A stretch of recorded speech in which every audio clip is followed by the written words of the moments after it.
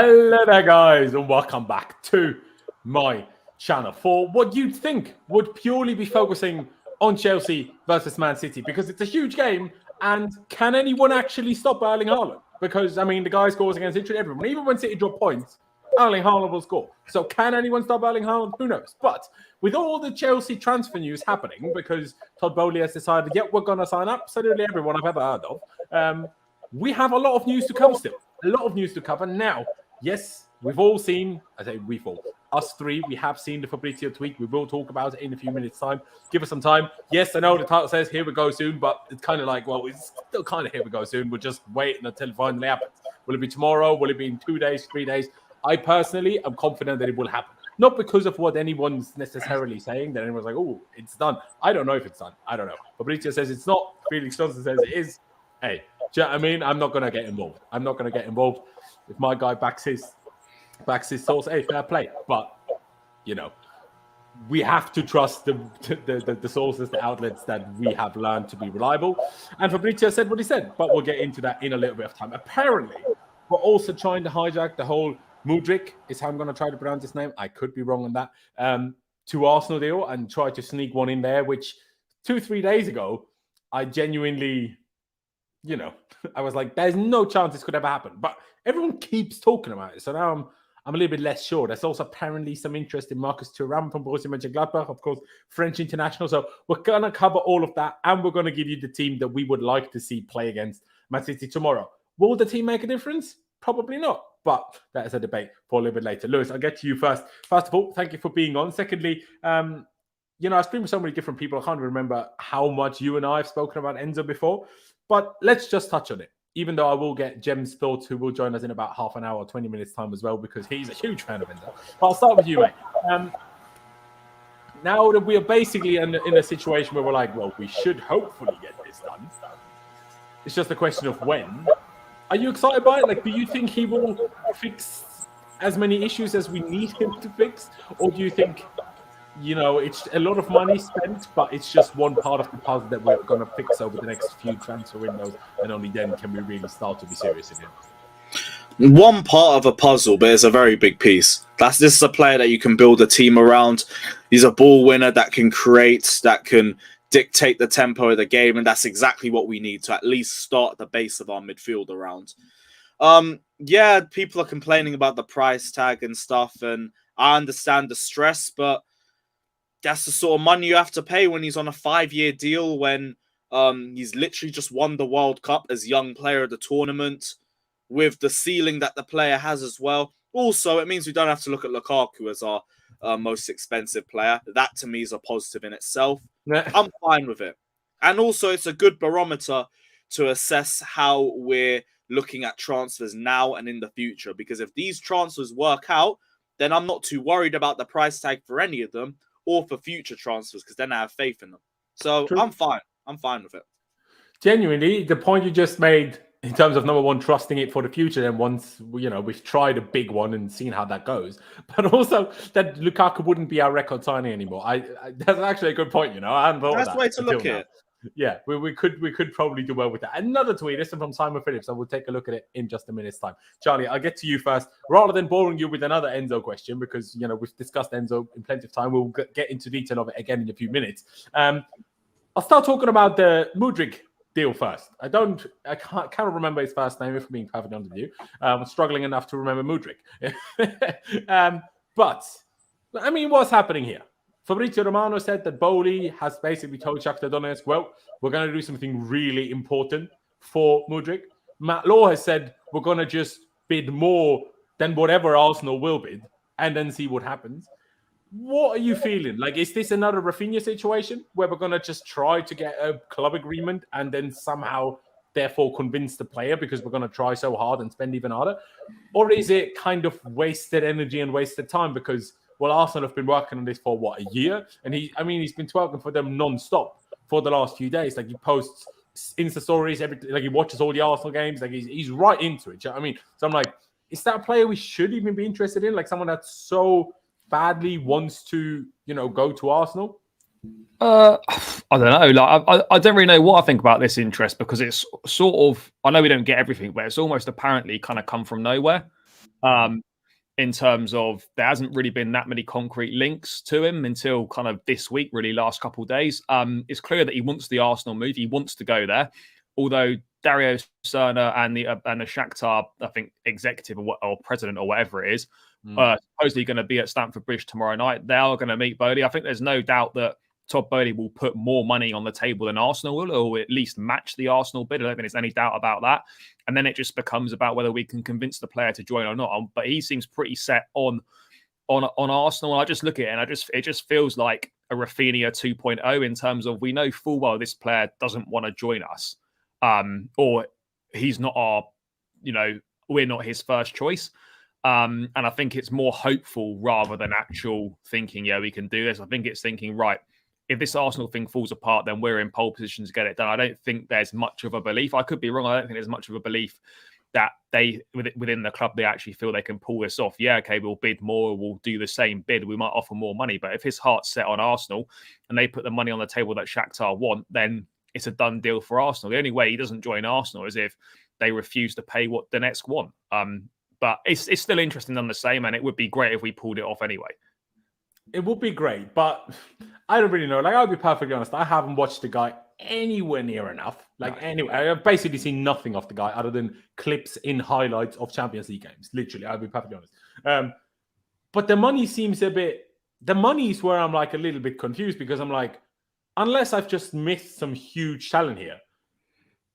Like, we're talking as much money. Why not just buy Leao? Like, maybe he's not available in January. And yes, I know Leao would be now apparently he'd be twice. Contract. He'd be double. Surely, if we got straight in there, we're like, well, we're offering the money now, then he might not sign the contract. Do you know what I mean? Like, yeah, we'd have to offer 150 million euros. That's the release clause. But would we though? Because wouldn't they be scared of losing him because of the whole contract? No, they're not. They're not. Why not? Nah. Leao's just too vital for them now and over the next year or so. I think maybe in the summer there's a shout, but that depends on if they start getting cold feet. As for now, all I'm hearing is still 100, 150 mil. And Mudryk's cheaper. Yeah. I suspect that Leao will probably sign a new contract at Milan, but what he'll insist on potentially is to have a lower release clause in it than the current 150 million euros, so that it's possible for him to leave like in a year or two's time, maybe. But yeah, I think Bowley, the guys have explored the Leao stuff for a while now, and it's obviously quite evident that it's not as possible as we might have thought it was. It looks like he's edging towards signing a new contract at Milan. Obviously, never say never, and things can change. But I think it's quite clear that we've tried, and that if we don't pay the release clause, there's no deal as it stands right now. Yeah, no, and I understand that, and I'm not even saying that we necessarily should try to necessarily buy Leao now. But if we're still buying an 80 million winger, we're not going to, like, I personally, I mean, I could be wrong, obviously, but I feel like we're not going to buy 280+ million wingers in the space of 6 months. I see that as very unlikely. I would assume not. But it depends if Pulisic goes. It depends if Ziyech goes. It depends on Havertz could even go in the summer. Do you know what I mean? Like, there is potential for players to go, and we might well need. I mean, obviously we got Nkunku coming in, so that I suppose deals with one area. Exactly, that's why I'm thinking. Like, we're not going to sign another big attacker in the summer, then surely. Other than maybe a proper striker, but not a winger. I feel like I wouldn't have thought so. I'd think very much that if we get Mudryk, that'll be like him and Nkunku will be the big attacking arrivals. Or there might be one more in the summer, but it'll very much be a one in, one out sort of basis thing. But I don't know, mate. I don't know an awful lot about Mudryk. He's obviously an exciting player. Haven't really watched much of him. I say the only time I've really seen him is in the Champions League. He looks good. Does he improve us?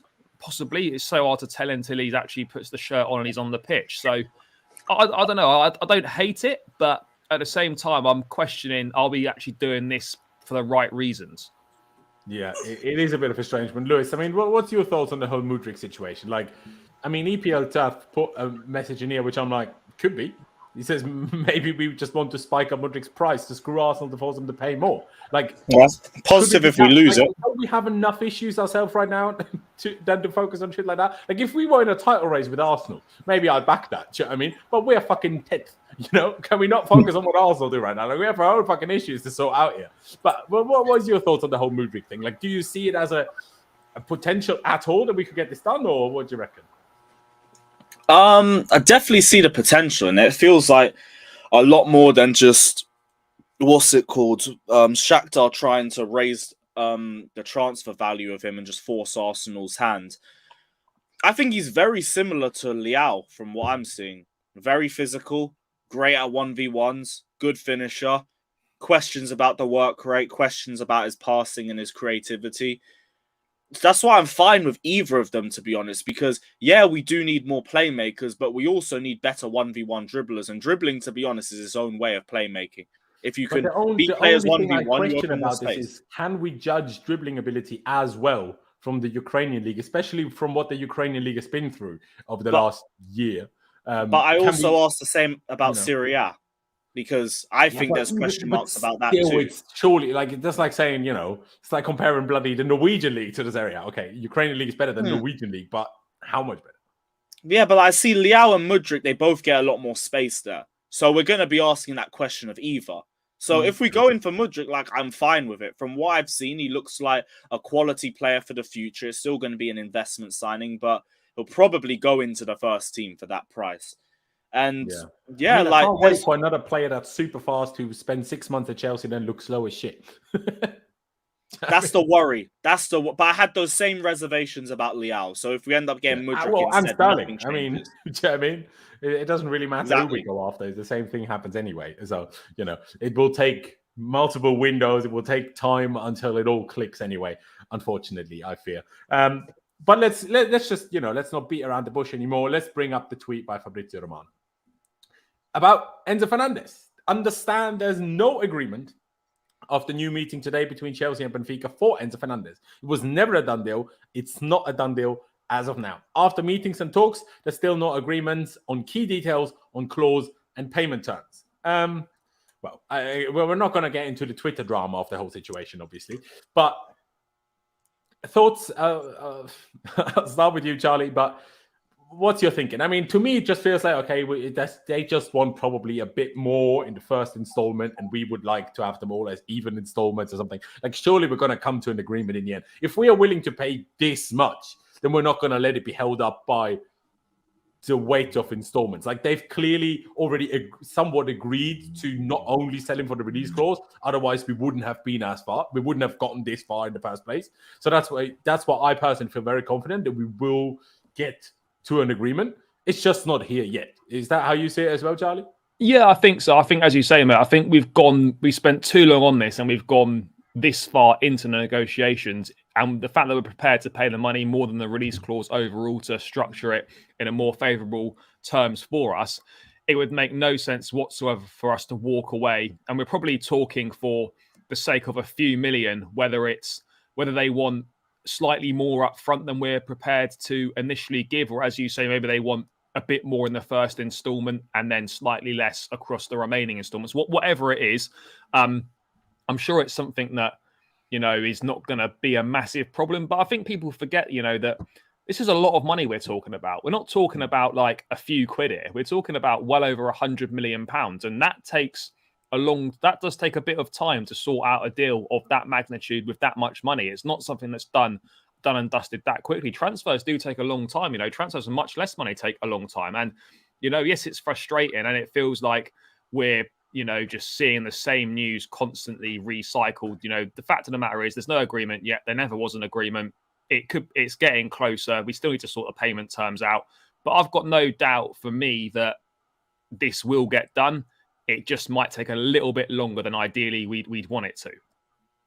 Okay, there you go, Lewis. I mean, do you share those thoughts of Charlie's, like that it's more of a case of when rather than if? Yeah, same. I'm not really too worried. Like, this is a very big deal.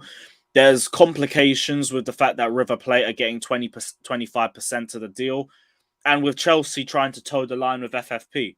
So there's obviously going to be little issues between the two sides they need to negotiate on. But they both seem to be in an agreement. The player wants Chelsea over anything. I'm not worried. It's a matter of when, not if. That's the perfect way to describe it. People are just panicking because we haven't had a here we go yet. No one else is coming in for him, though. No one else is blowing us out of the water with a bid. So I'm not worried. Not too worried. There you go. No, neither am I. Neither am I. Let's just wait and see. And I mean, I tweeted this earlier. Who knows? Maybe it's just smart of Chelsea, because what's the point in announcing Enzo now? We're going to lose to Man City tomorrow. Us fans need a pick-me-up after that. So, just lose to City tomorrow first, and then on Friday or something, announce Enzo. Like, that will make way more sense for everyone. Or Saturday, it doesn't really. Maybe that's the plan with Badiashile. Hey, maybe that's the plan with Badiashile. On that note, we will get to that in a second. I just quickly want to highlight this tweet by Matt DeBono. As far as I'm aware, don't quote me to it, I'm pretty sure he runs Absolute Chelsea. I wouldn't be surprised if this is all that's happening. These constant briefings from Shakhtar to get Arsenal to pay more is quite something. Chelsea's name, like often, being used to bump up fees. I mean, Lewis, could you at all see that being the scenario here rather than us, being serious? Like, it just seems like, we've just spent the last 6 months, putting people in place to have a good and solid recruitment structure at the football club. And now all of a sudden we just jump on a transfer that our rivals, one of our biggest rivals, are about to get done. Like, it just doesn't seem like a move that any of the people we've recently put in place at the club would make. Like, it just seems like this. If this is what we're going to do now, then I'm like, what was the whole point in employing all of these fancy people who are apparently so good at recruiting and all of these, like, building the whole football structure and having a plan and a long-term vision? There's no long-term vision in trying to just sneak Arsenal out of a transfer at the last second. Like, I know, like, we did the whole thing with Willian and Spurs. Maybe it's because it's stretching out. Because it's not been a straightforward deal. They see an opportunity to go in for him. Like, I understand. Maybe if he wasn't anyone that we were keen on before that, it would look a little bit weird. But we've brought in new board members in now, and suddenly we're starting to see a change in the players we're moving from. We stopped focusing on Declan Rice, we're focusing more on Enzo Fernandez now. Although I think this is just another idea of it. Said earlier that the interest in Declan Rice is still more than there, so who knows? Yeah, but I again feel like if that's the case, why aren't we throwing that sort of money at Rice immediately? It's obviously not as big of an interest. Like, West Ham are in a much easier position to just say no while they want to say no than a club like Benfica, I feel like. Maybe. Benfica's also a bit more of a selling club, so I understand that. Yeah. I don't know, because this isn't really a bad move for us, but it does feel out of nowhere, so I get the reservations. Yeah, there you go. I mean, let me highlight this quickly just because we just spoke about it. Matt Law has now returned from his holiday, seemingly, and has turned out with about 100 million different quotes. Chelsea have offered over 100 million pounds for Enzo Fernandez. We knew that. Cheers, Matt. While strong interest has been retained in Declan Rice. I mean, that's how I see it. I clearly see us wanting both, because it, like, just one of, like, maybe Rice, but I don't think Enzo on his own fixes all the issues, because then we will still have, like, yeah, but we would be better if we had a more solid defensive midfield in the team. Look at what Casemiro did to Manchester United, man. Like, just look at it. I'm not, like, you, me, Lewis, even Charlie to some extent, but especially you and me, Lewis. We have never been people to be overly critical of Jorginho and say he's just completely useless. But we all know that the way we're playing, it would help us if we had a more physically strong, quick, solid defensive midfielder. We all know that that's the case. And if I don't really care if it's Rice, like, if someone offers me someone a better option than Rice, fine. But, I haven't really seen that better option yet, if I'm being perfectly honest with you guys. But yeah, what was the last thing that I wanted to highlight? I feel like that was maybe one or two more things. Oh yeah, the Badiashile thing. Let me just highlight it just quickly, even though that's not much to it. But yeah, according to Nathan Gissing, CFC News page, if people still know him as that, has announced, or as far as he's aware, Badiashile, Benoit Badiashile from Monaco, of course, has reportedly passed his medicals. When we will announce that, we will have to wait and see. But, should get done. Lewis, I'm not sure if I've spoken to you about Badiashile or not. Well, what do you think of it? I feel like I see different reports. Some say, yeah, he's a bit rash, still very prone to errors, which is stylistically kind of the last thing we need in our defense. Like, the last thing we need is another player that's error prone.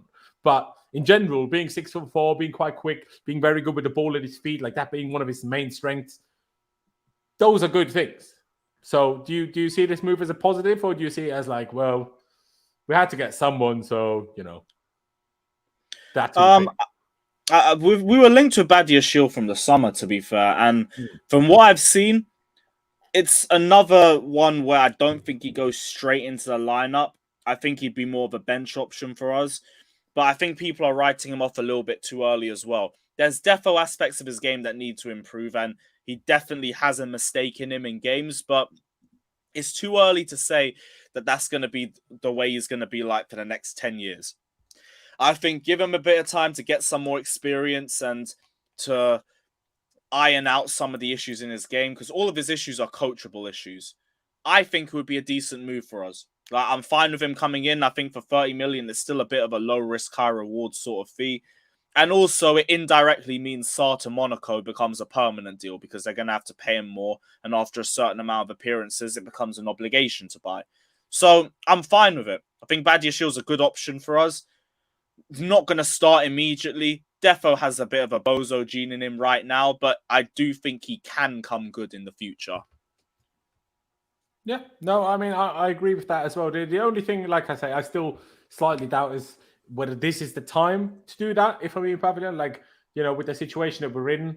But I guess at the same time, the season is already screwed, so we might as well give a player that has high potential and just needs to, you know, iron out his error, you know, just how often he makes errors, and then he's a top player. I guess you might as well use in a bad season, because if you try giving someone that chance in a season where you're trying to fight for things, well, then I guess it has a more serious impact.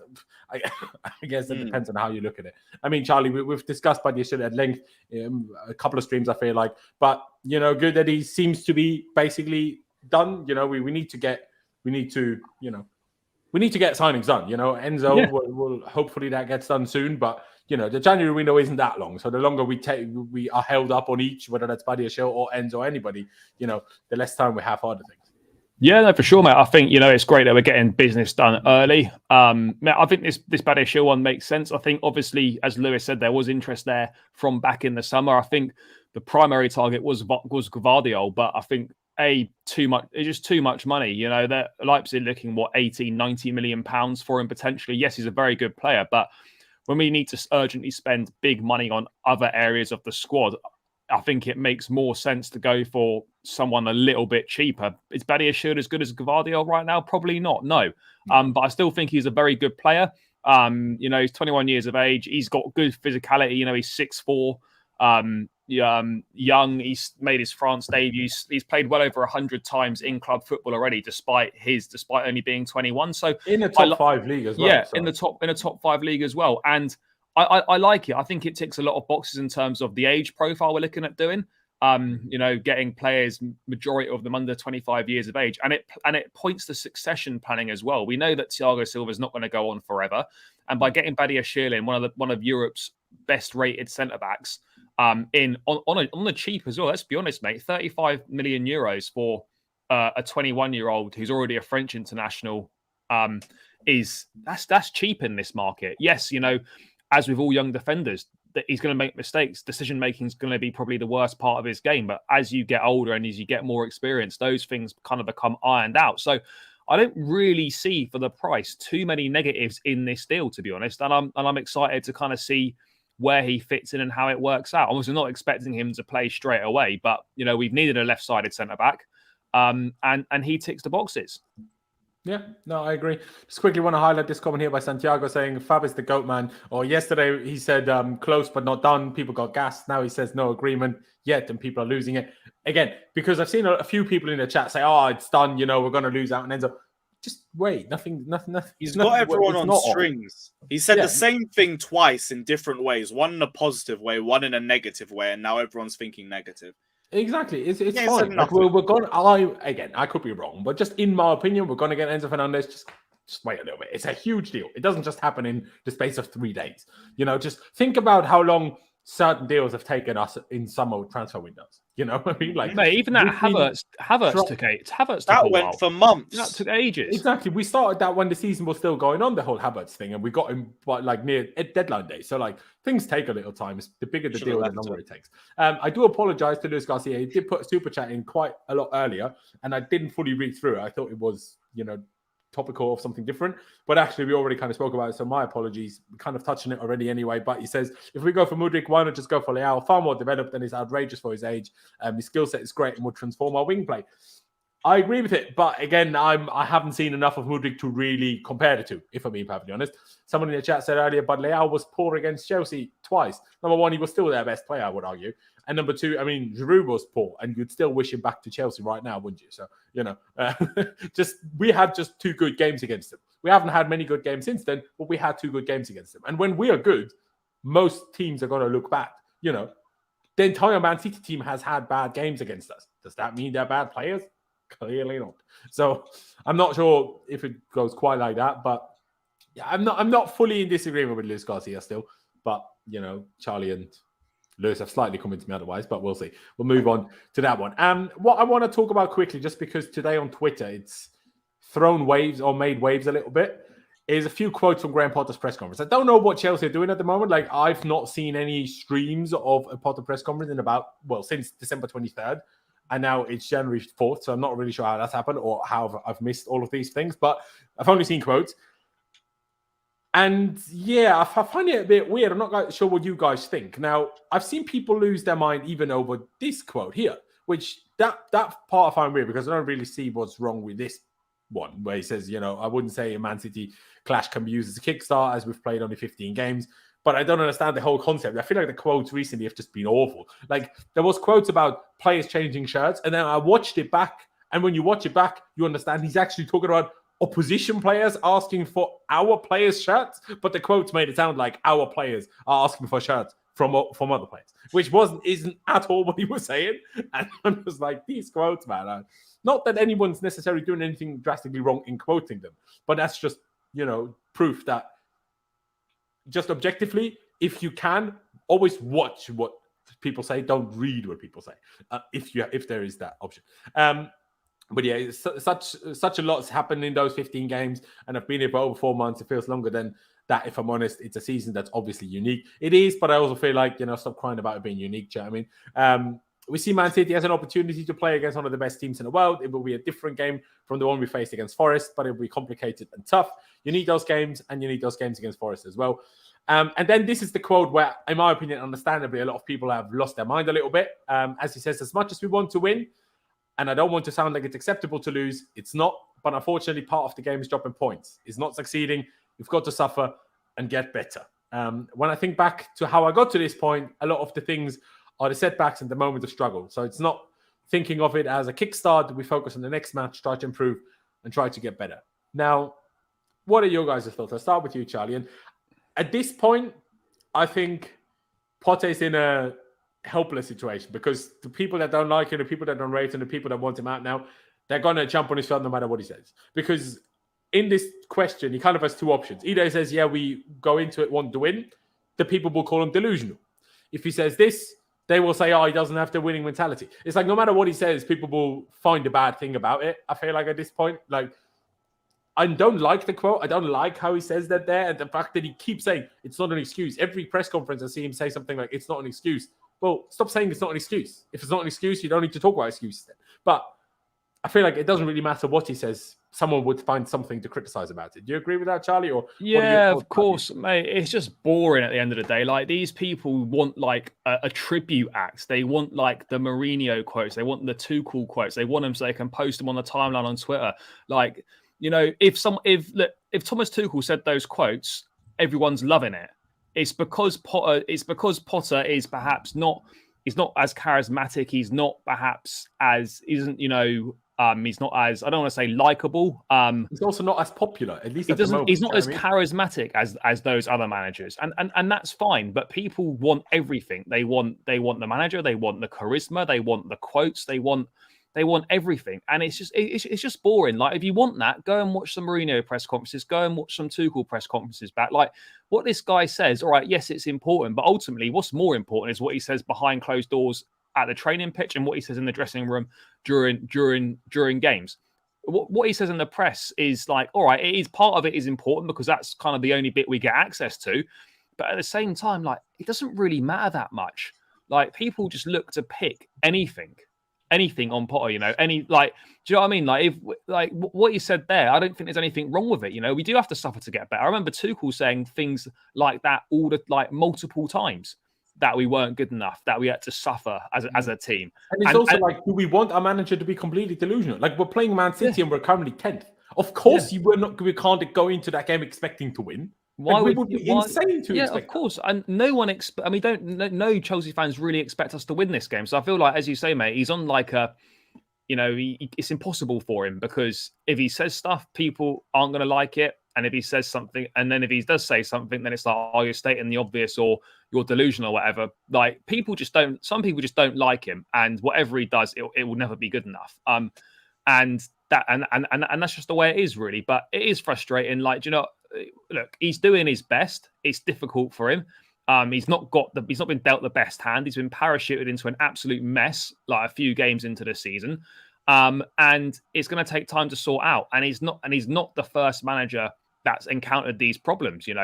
Tuchel had them, Lampard had them, Sarri had them to an extent. Like, this is not just a new thing. This is not a Potter thing. This is a Chelsea thing. This has been a problem for years. So people that thinking, the manager is the problem are completely missing the bigger picture and completely missing the point. Yes, he needs to get the results, but if you can't see that what's on the pitch is not good enough and the players aren't good enough, then people obviously don't understand football, or don't understand how long it takes to build a team. Like this, these are the people that are going on at Potter are the same sort of Arsenal fans that were hammering Arteta like at the start of his reign, and now no Arsenal fans really say anything bad about Arteta. And things take time, but patience is something that football fans, and particularly Chelsea fans, have got absolutely none of. So we're just constantly going to get this all the time.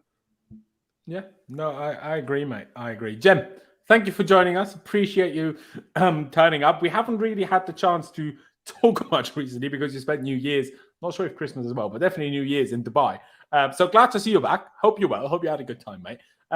Before I ask you on what you just put in the private chat and the somewhat latest news on Enzo, quickly your thoughts on the whole Graham Potter situation, how a lot of this fan base takes apart every quote he says. No matter what he says, they find something to complain about.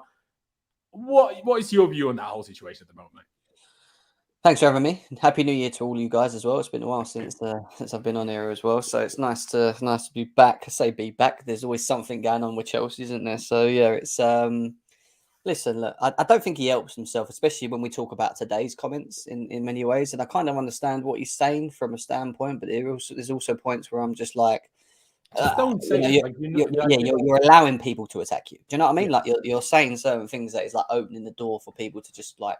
So to question you or moan at what you're saying. But look, I don't judge Potter on his comments at the moment, even though I think we have to listen to him and whatever. But I just think that the idea with Potter and Chelsea is that he's going to be here, and he's going to be here until he can't progressively carry this squad on any more forward. And I think it's very hard to do that with what we have at the moment. I've said this many times. I think most managers would struggle with the current crop of players that we have, and I think that is an issue at the same time. But ultimately, he needs to win games. Chelsea can't go losing 4 games in a row and then winning one game, losing another, drawing the next. Like there has to be some sort of continuity in our performances, and he will have to do that. And obviously these 2 games against Man City, most of the fan base are setting themselves up for a loss and are ready for us to talk about that as of when that happens. But in terms of him and how he represents himself, I just think he's very different to what we're used to seeing. And I think that's very hard for Chelsea fans to see because he comes from the unknown. There's not an expectation of what to expect in terms of what he can offer at the top level. However, I still think that he's still learning as well. And I think when you have a club like Chelsea, or you represent a club like Chelsea, I think there's always a lot of heat, to be thrown at you at any time. And I just think that he needs to kind of take the mindset from being at Brighton to a club like Chelsea and be prepared that with that, you're going to get a lot of pressure. You're going to get a lot of questions that maybe push you out of your comfort zone, which we've seen already. And it's going to be about him to be able to answer them in the correct way. And Lewis said it on mine earlier, like when you look at Frank Lampard, all right, he weren't the most greatest tactician, but when you look at how he carried himself in interviews, you felt like, oh, this guy's actually doing something. We trust him a bit. He seems to be able to answer things quite well. With Potter, sometimes I think he allows people to question him. That's probably the answer I can give you. Yeah, no, I do agree. Lewis, just quickly before we need to move on to that, to the update. Excuse me. Yeah, I'm just seeing now. I need to look at that properly. What the? Yeah, fuck? I'll get it up on screen in a second. But just in general, thoughts on the whole Graham Potter quote situation, whether it's today or after every game, before every game, someone complains about something from the quote. So, what do you think there is do you not like something about his mentality? Is it just a case of a manager, being realistic about a situation? Like, how do you see it? I just want to stop looking at press conferences, honestly, because I really want to back Potter, but then I hear some of the quotes and it's like, fucking hell, man. And this is another one of them. And I don't want to get too much into it because I do need to see the whole presser before I actually make a judgment. I don't think anyone should anyway. But yeah, it's not the sort of thing that you want to see from your manager when you're in a position of I have no hope for this game. You want your manager to motivate you a little bit. And you don't see those quotes and think, oh, we actually stand a chance. We could actually go and get something. No, I just see that and I think, well, we've lost. I already knew we were going to lose, but we've lost. We are not going into it in the right mentality. And maybe Potter just has no faith in the team. And I understand that. I don't have any faith in the team either. But it's also up to him to inspire that faith, even with players that you don't necessarily trust in the long term. You need to be able to inspire something out of them. And the question marks about that are only going to get heightened because of quotes like this. So he does need to be a lot better in the press room. Yeah, no, I don't disagree. Sorry, I was slightly distracted because I'm trying to get about 50 million links up here at the same time. Yeah, I know. I'm trying to see them myself as well. No, if this is true. The whole Graham Potter thing is like, yeah, people don't quite like how he is, but I also think what is the point with the situation that we are in, and people need to accept the situation that we are in. Like, what would I want with a manager that's saying, yeah, we're going to win every game, we're going to win every trophy, we're amazing, when we're not amazing and we're not going to win every trophy? So why would I want a manager that says that? Because that wouldn't make any sense. But okay, let's quickly go through it. I'll start with this one. That was the first one. By Fabrizio, Benfica not accepting the conditions being offered by Chelsea after 2 direct talks in the last 48 hours. Chelsea's interest remains. And now Portugal has had their say. Multiple different reports from Portugal have had their say. And basically they're saying Benfica want the release clause paid. Next hour is crucial. Chelsea say no as of now. That is from one Portuguese source. I'm going to get the next one up in a second. Basically, apparently, Benfica now want nothing but the release clause. Whether that's true or not, I don't know, if I'm being perfectly honest. It seems like a weird thing. So what happened in the last 3 days then? If that's the case, what have we done in the last 3 days? See, that, what I find the most weird about this, when 4 days ago, the Portuguese journalists were all saying it's happening and it's done. Everyone was like, yeah, but it's the Portuguese journalists. Hold up, let's wait until the more reliable ones in England and Fabrizio and those say it. But as soon as the Portuguese journalists say something negative, everyone's like, it's off, it's done. So why didn't you take them as seriously 3 days ago then? Because according to half the same people, 3 days ago, it was done and dusted. And now it's apparently done and dusted in the opposite direction. So, I mean, Jem, what is your view of that? Like, is it just Benfica? I don't know. What do they want? Because I don't think we're going to pay it in one go. So, like, what have they been negotiating about? If you want it in one go, say that, and then Chelsea say yes or no. And if you are willing to negotiate for installments and whatever else, then negotiate. I just thought at this point it was the reason that the delay was just the structure of how we're going to pay this and agreeing that the wages, the agent fees, the plan itself, so it works for Benfica, along with obviously the money that we owe to River. Well, we don't know, but they owe to River Plate as well, which is I think around 35 mil. So I always thought the yes part was already done, in terms of like what we're going to offer. It's a weird one because with Chelsea we always get this, don't we? It's never just plain sailing, a plain sailing sort of sail. But in this instance, I don't know. I'll be honest with you, I find it hard to read and believe a lot of what I read anyway, especially on social media. And like you said, it goes from one Richter scale to the other Richter scale as well. It doesn't make sense why Chelsea would take 3 days to find out that they have to pay the full release clause to have any chance of getting a player.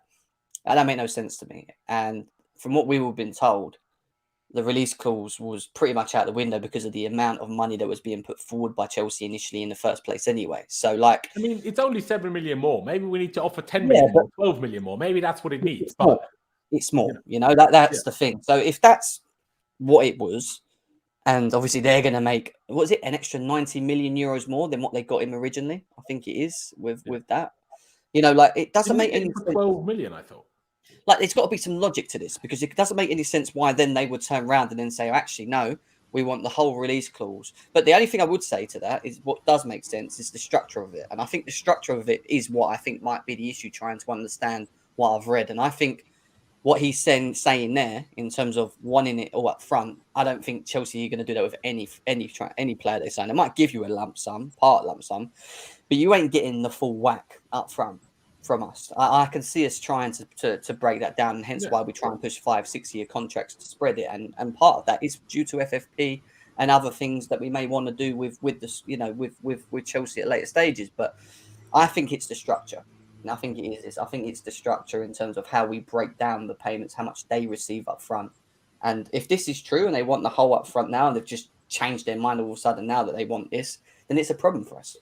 Definitely a problem for us. Do you not think though, like, why would all the Portuguese journalists basically at the same time do this? But that's what I mean. Brief I've ever seen. Yeah, that's what I was going to say. Sorry, mate. Do you not think because it's only been? I'm not saying these Portuguese journalists are unreliable. I don't particularly follow any Portuguese journalists, so I wouldn't really know. But at the same time, if it's only coming out from that side, wouldn't that potentially suggest that could be a briefing from Benfica to the Portuguese press in an attempt to try and get Chelsea to resolve or to step up to the payment terms that they want? As Jim said, as you said as well, like there's no way that we've been having conversations for 3 days and we didn't understand that they wanted the release clause all in one go. It's obvious, like that was ascertained. And if there was no budging on and it was just a release clause, then we would have walked away until the summer, like that. So for me, I look at it and I think it looks like a briefing, and in an attempt to get Chelsea to kind of offer the payment terms that Benfica want. I would imagine that potentially they might want slightly more up front in the initial payment, or they might want more in the first installment, or they might want the installments spread over a smaller amount of time than we're proposing. I don't know, whatever it is, but I don't know. I'd find it strange if there was suddenly a change in stance and it was the release clause or nothing. And what have we been discussing for the last, for 3 days solid, and since before Christmas? Exactly. What have we been doing if that's the case? So whilst and to be honest, mate, with big transfers, there's always going to be hiccups. There's always going to be disagreements. There's always going to be things that take longer to sort out than other parts of the deal. Personal terms have been agreed for a week now. Enzo wants Chelsea. And it's just about finding maybe the right they're way also for just trying to discipline Enzo a little bit with all the reports that he apparently without permission has missed training and it was flew back to Argentina to celebrate New Year's and everything. Maybe they're just like trying to play hardball a little bit. I mean, Clutch is taking a piss, obviously. Oh, wait, that was the wrong one. Basically, I said earlier, it will happen, just wait, and all of a sudden, all of this comes out. It is true. It is basically my fault. I just think it's I don't know. I can take it. Like I say, the fact that it's multiple sources from Portugal basically releasing the same info at the same time, that seems a bit too, staged of a situation, in my opinion. Of course, information could just spread within Portugal and then they happen to release it. But, I mean, Lewis, what's your thoughts? Do you fear that it's seriously off, or does this all seem a little bit too weird that all of these Portuguese journalists are releasing the same info at the same time? No, I think it's, again, written in a way to cause panic. But if you just look at it, it's not off. It's just the stance is clear. Pay it up front or no. And if that's the case, then maybe they're the ones flexing their muscles. Because I know a lot of people if that's the case, what's happened the last 4 days, right? Because they could have just said that and we're like, okay then. Do you know what I mean? They've been in negotiations. That's all we know. We don't really know the details of it, and there hasn't really been no much updates other than what Felix the release clause, right? because that's the whole point of a release clause. Then you don't need to negotiate. It's not that you've got Enzo's agent. Sometimes That's exactly my point, right, Lewis? Because I'm like, Athletic Bilbao, they always do that. Exactly. Like that's Herrera, why. How he had quickly to was the take the Kepa cash deal done? himself. Once we got interested, we asked them, could we get him for less? They're like, no, and we're like, okay, pay the release clause then, because then you don't need to negotiate, because then you just buy him out of the contract and they can't do anything about it. Maybe but the obviously, issue because is we want the Chelsea's. different structure, we need to negotiate. So, but if they don't want to do that, unless they obviously change their mind for some odd reason, that could be the case. But no one's reported that they've changed their mind. They're all saying, oh, it's always still the same case. So what happened the last 4 days then? I find it illogical, but I could be wrong. It's not that you've got Enzo's agent going to London, and from what we're being told today, like, a meeting them yesterday and talking about, like, if you're Benfica, you're not allowing that. Do you know what I mean? Like, if it's a strict no, and you really like want a certain thing, like we've been saying, then this all don't make sense. That's what I'm saying. So I think there is something. It might just be a bit of a bluff in many ways to maybe push us to do the structure a little bit different. I still think it's the structure, but again, it's not something that Chelsea can't rectify, right? So we just got to wait. But I swear I seen that Chelsea have sent George Mendes to go and sort the deal out on their behalf. So, like, something there. I mean, it's probably just a little bit of a hiccup. I mean, look, the whole thing could collapse. Maybe that was the mistake we made. Maybe that was the mistake. But like, the whole thing could collapse. Like that, I think it's important to not be naive to the situation that there is that possibility. But I refuse to think that, the fact we've been in negotiations for so long, to think that like we would move away from it now, or we can't agree, or Benfica have suddenly moved the goalposts. It's almost like we're dealing with Monchi at Sevilla again. Like, moving the goalposts at the last minute, potentially, like in a transfer. I don't really know, but ultimately they hold all the cards. If you want him, pay the release clause. We're trying to get a deal that suits us more than it suits Benfica. So realistically, like, we're not in the strongest position to get this deal done. Yeah, exactly. I mean, a couple of people in the chat saying Enzo deal officially off. If you like, I'm happy if you guys put like latest news that I might not have seen yet in the chat, but please do add who posted it, because otherwise I can't go whichever Twitter it is and get it up on the screen. Otherwise I have to look at the same time we're trying to figure everything out. Lewis, apparently, I'm not quite sure I know there, but apparently I cut you off. I need to let you speak. So anything else that you wanted to add, bro?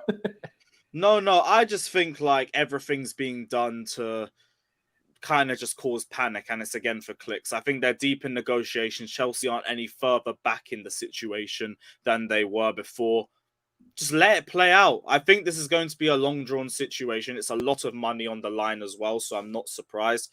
And we've got our hand in a bunch of different pots with like Mudryk, and I'm sure there's a couple other players that we've been linked with as well. I just can't remember off the top of my head, but I'm not worried. I'm not that worried.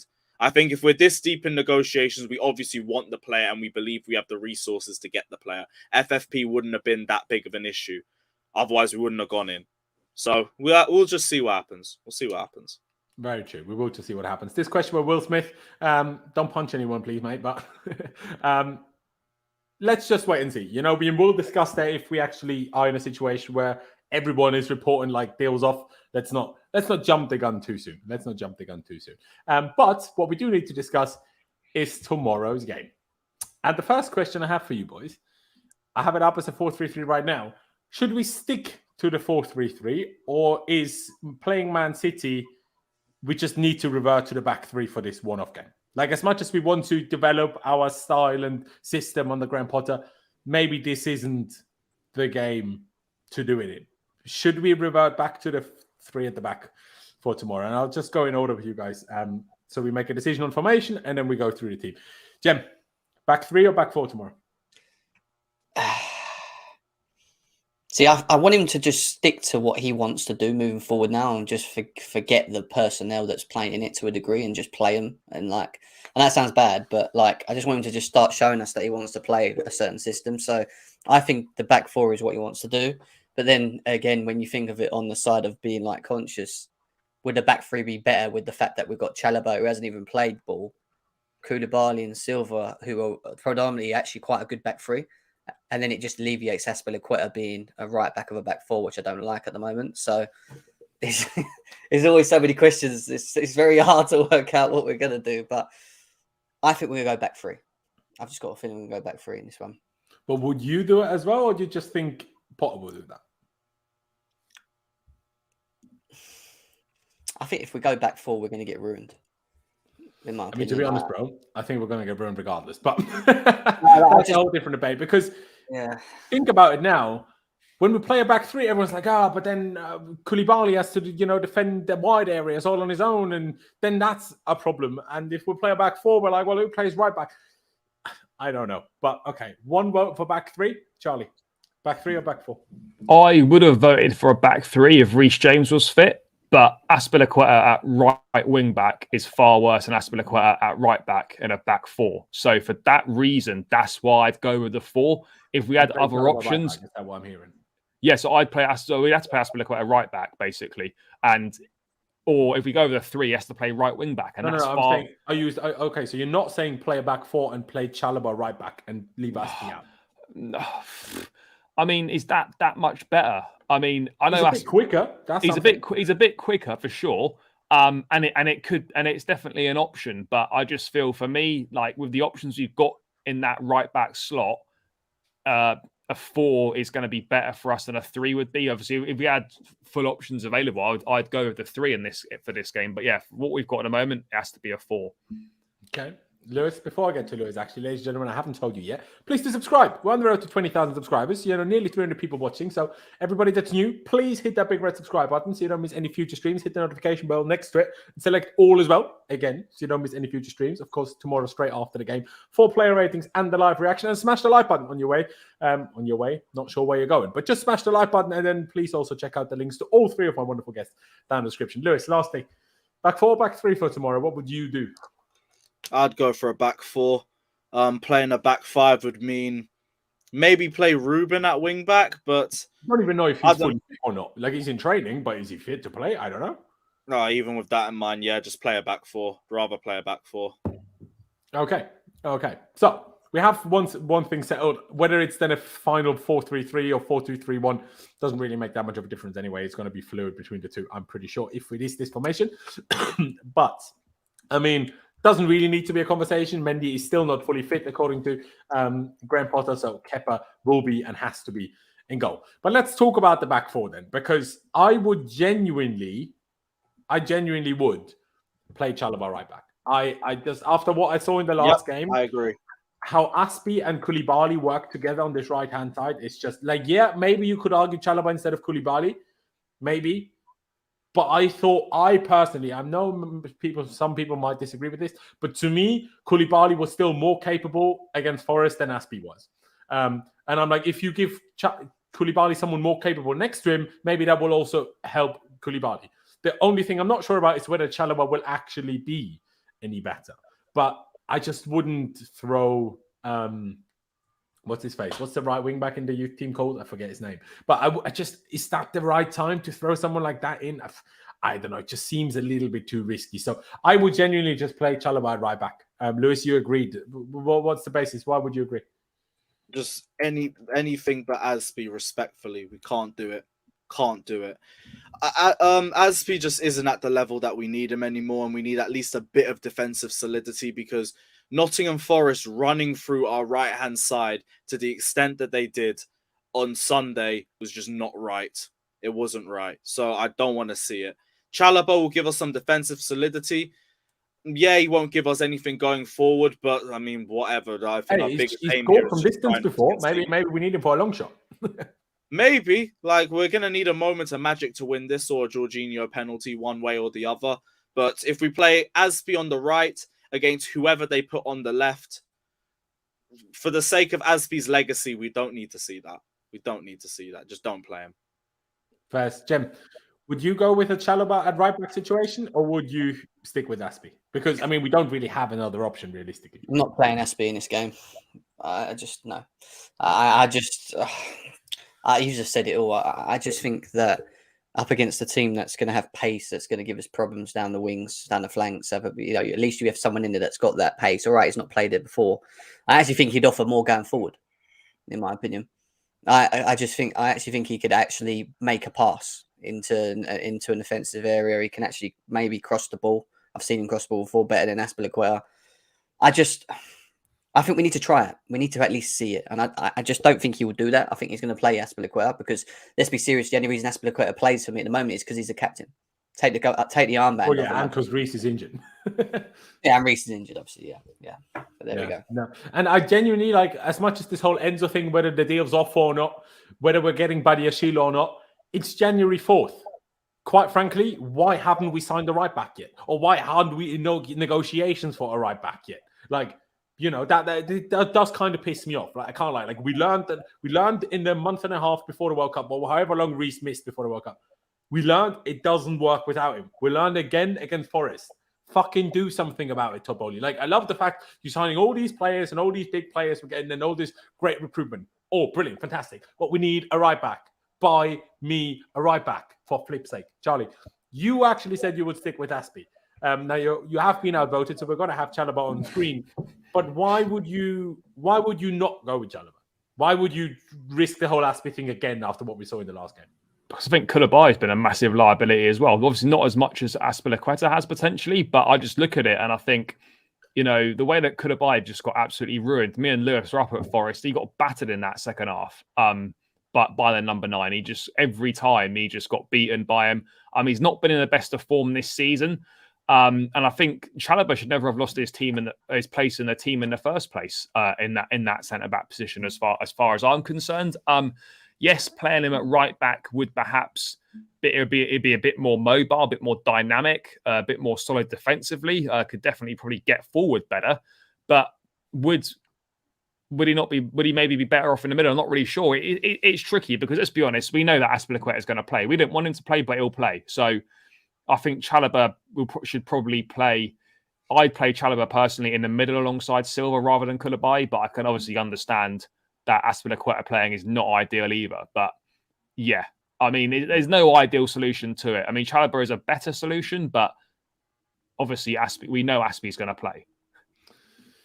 I'm not as 1,000,000% sold on it. I don't know why. The fact, I mean, we're not gonna use the youth kid, but the fact that now all of a sudden we dragged the youth centre back into training in the first team training 2 days ago, that makes me think Potter is not happy with this situation. Do you know what I mean? That makes me think, are we so sure that Azpi's going to start again? Who knows? I don't know. I mean, maybe you could definitely be right, but you know, we're picking our team, not that team. Now, Bertram in the chat said he would love to pick Lewis Hall at left back, but are we all going to agree that it should be still Cucurella? Like Cucurella along with Thiago Silva and Pulisic, those three were the only 3 acceptable players against Forest, I thought. Cucurella definitely plays. Yeah. Why are we thinking of dropping Cucurella? No, I would have played a back 3 and just played Cucurella and Hall, in my opinion. That's what I would have done. That is a shout, absolutely. I mean, maybe we need to throw Lewis Hall in midfield or whatever, but I also, if we do this, by the way, it better not still be Cucurella that stays back and we send Chalobah forward like a madman. Can we then please let Cucurella attack and then, you know, when we drop to a 3, please do it this way around? Because that's what annoyed me against Forest. I'm like, okay, we have AZPI. We're forced to play AZPI because of Reece's injury. Can we then not let AZPI run up the pitch and then be out of position every time we're slow as shit as he is? Can we please let Cucurella do the attacking? I know he's not amazing at it, but let's not pretend that AZPI is great at it, right? I know he's half-field crosses, but that's literally the only attacking bit he can do. So why are we doing that? I don't understand. But okay. I think all of you agreed now with Cucurella. So let's just do the centre-backs. We know Thiago Silva is going to be one of them. We kind of know Koulibaly is going to be the other if Chalobah plays right back. I mean, does anyone have a different shout for a centre-back if Chalobah is playing right back? I'll start with you, Lewis. I mean, we don't really have anyone, so... Nah. That's a fine back 4 for me. I think that's our best option. I'd actually be disappointed if Potter did play AZPI at the back over Chalobah because it just makes no sense. That's a much smarter decision. So, yeah, I'm happy with that back 4. Yeah. The only thing I'd accept is AZPI and Chalobah, and you'd drop Koulibaly because I think it's more down to AZPI, but I would be maybe at least it would be trying something different. If we play the same back 4 as against Forest, I'm like, bro, it's like asking to lose. Chalobah must start under any circle, but for me, it's over AZPI. He was a bigger issue than Koulibaly. I agree. Charlie, now, like I say, you have unfortunately been outvoted. Is there anything else, any crazy shouts to throw in for centre-back then instead of Koulibaly in the middle, or does it then just have to be... No, it then has to be him. You're going to throw Zakaria in there or some shit. No, it has to be him. There isn't anyone else. It's true. Jem, yeah, same thoughts? Nothing to say. It is what it is. This is what it should be, in my opinion. But yeah, there you go. What are we going to do in midfield then, boys? I mean, hopefully sit deeper because against Forest, I mean, we basically played like this and then had this whole gap and then we were surprised that we got overrun in midfield. It doesn't really matter if this is Jorginho, Rice, Casemiro, or flipping Gattuso himself. If the DM is here and the centre-backs are somewhere here, you're going to get overrun. It doesn't really matter who the DM is. But do we just have to play Jorginho again? As much, like, we don't have another choice, do we? No, it's Jorginho. Oh, go on, Lewis. You go. Oh, sorry, my bad. No, go on. Yeah, I was going to say, yeah, Jorginho's got to start. I think the only change I'd make in our midfield is Mount. I'd have to take him out of this one. Maybe put in Ruben, maybe put in Gallagher, but I have to see something different. No, it can't be Gallagher. After that sub-performance, mate, I'd start Mason Mount. Well, yeah, Gallagher was terrible off the bench. Jeez, yeah, not him. Fucking our options are so crap. Yeah. Honestly, I mean, hey, I wouldn't hate it if we played Lewis Hall instead of Mason Mount. As much as it sounds crazy, I wouldn't hate it. You know what? Yeah, we might have to. You know, we might have to. We might. But you're sticking with Zakaria, I'm hearing, yeah? Yeah, Zakaria, but even Zakaria was sloppy as hell. I need to see a better performance. I thought it was all right in the first half at Forest. He was one of the ones giving away passes for fun. He was sloppy. He won the ball back a few times, but I feel like he gave it away so quickly. Not that the others didn't. He was just also one of them that did. It was Koulibaly and Zakaria's passing that stood out the most to me in that first half. Yeah, I don't just disagree. Sloppy all over the place. Too slow. Hey, even Pies is donating. I appreciate you, bro, saying 7 at the back and inshallah. Well, big up Pies. Maybe we just need to lie to ourselves and even though we lose 3-0, pretend like we won 4-3, like Ronaldo when he says the Saudi Arabian league is good, just no one knows it. I mean, like maybe we just need to live in our fake world like Ronaldo. But Lewis, was the last midfielder you picked genuinely Lewis Hall? Or, I mean, what other options do we have? We have Chukwuemeka. We have, I guess, theoretically Ruben, but we don't know if he's fit. Yeah, because he came on the sub, didn't he, second half? He did, but he's arguably more attacking than Mount, so I'm not sure if that's the one to go with against City. No, put Kovar in. Oh, Kovacic, I forgot about Kovacic completely. I said Chukwuemeka even. Oh, sorry, yeah, Kovar, yeah. Kovacic, of that's course. My midfield. Kovacic makes the most. I don't know how I forgot about him. Sorry, Pies. Pies will probably be at our throat straight away. Yeah, I would actually agree with this. Maybe against City, that's just what we need to do. But then again, I'm like, who's going to put the ball into the forwards? I mean, Kovacic can, I guess, equally as much as Mount. None of them will, so it doesn't matter. But Jem, would you agree with this midfield 3? Would you do something different? No, I wouldn't play that midfield. Okay, what would you play? I'd play Zakaria and Kovacic. And just drop Jorginho and then play as a 4-3-3 or play it as a 4-2-3-1? I'd play as a 4-2-3-1. Okay, and then who would be your number 10 in that? Havertz. And you'd play Aubameyang? And I'd play Aubameyang. You are a crazy man. I'm not playing Aubameyang. But okay, that's yours. I'll ask Charlie. Let's see who I'll go to in this one.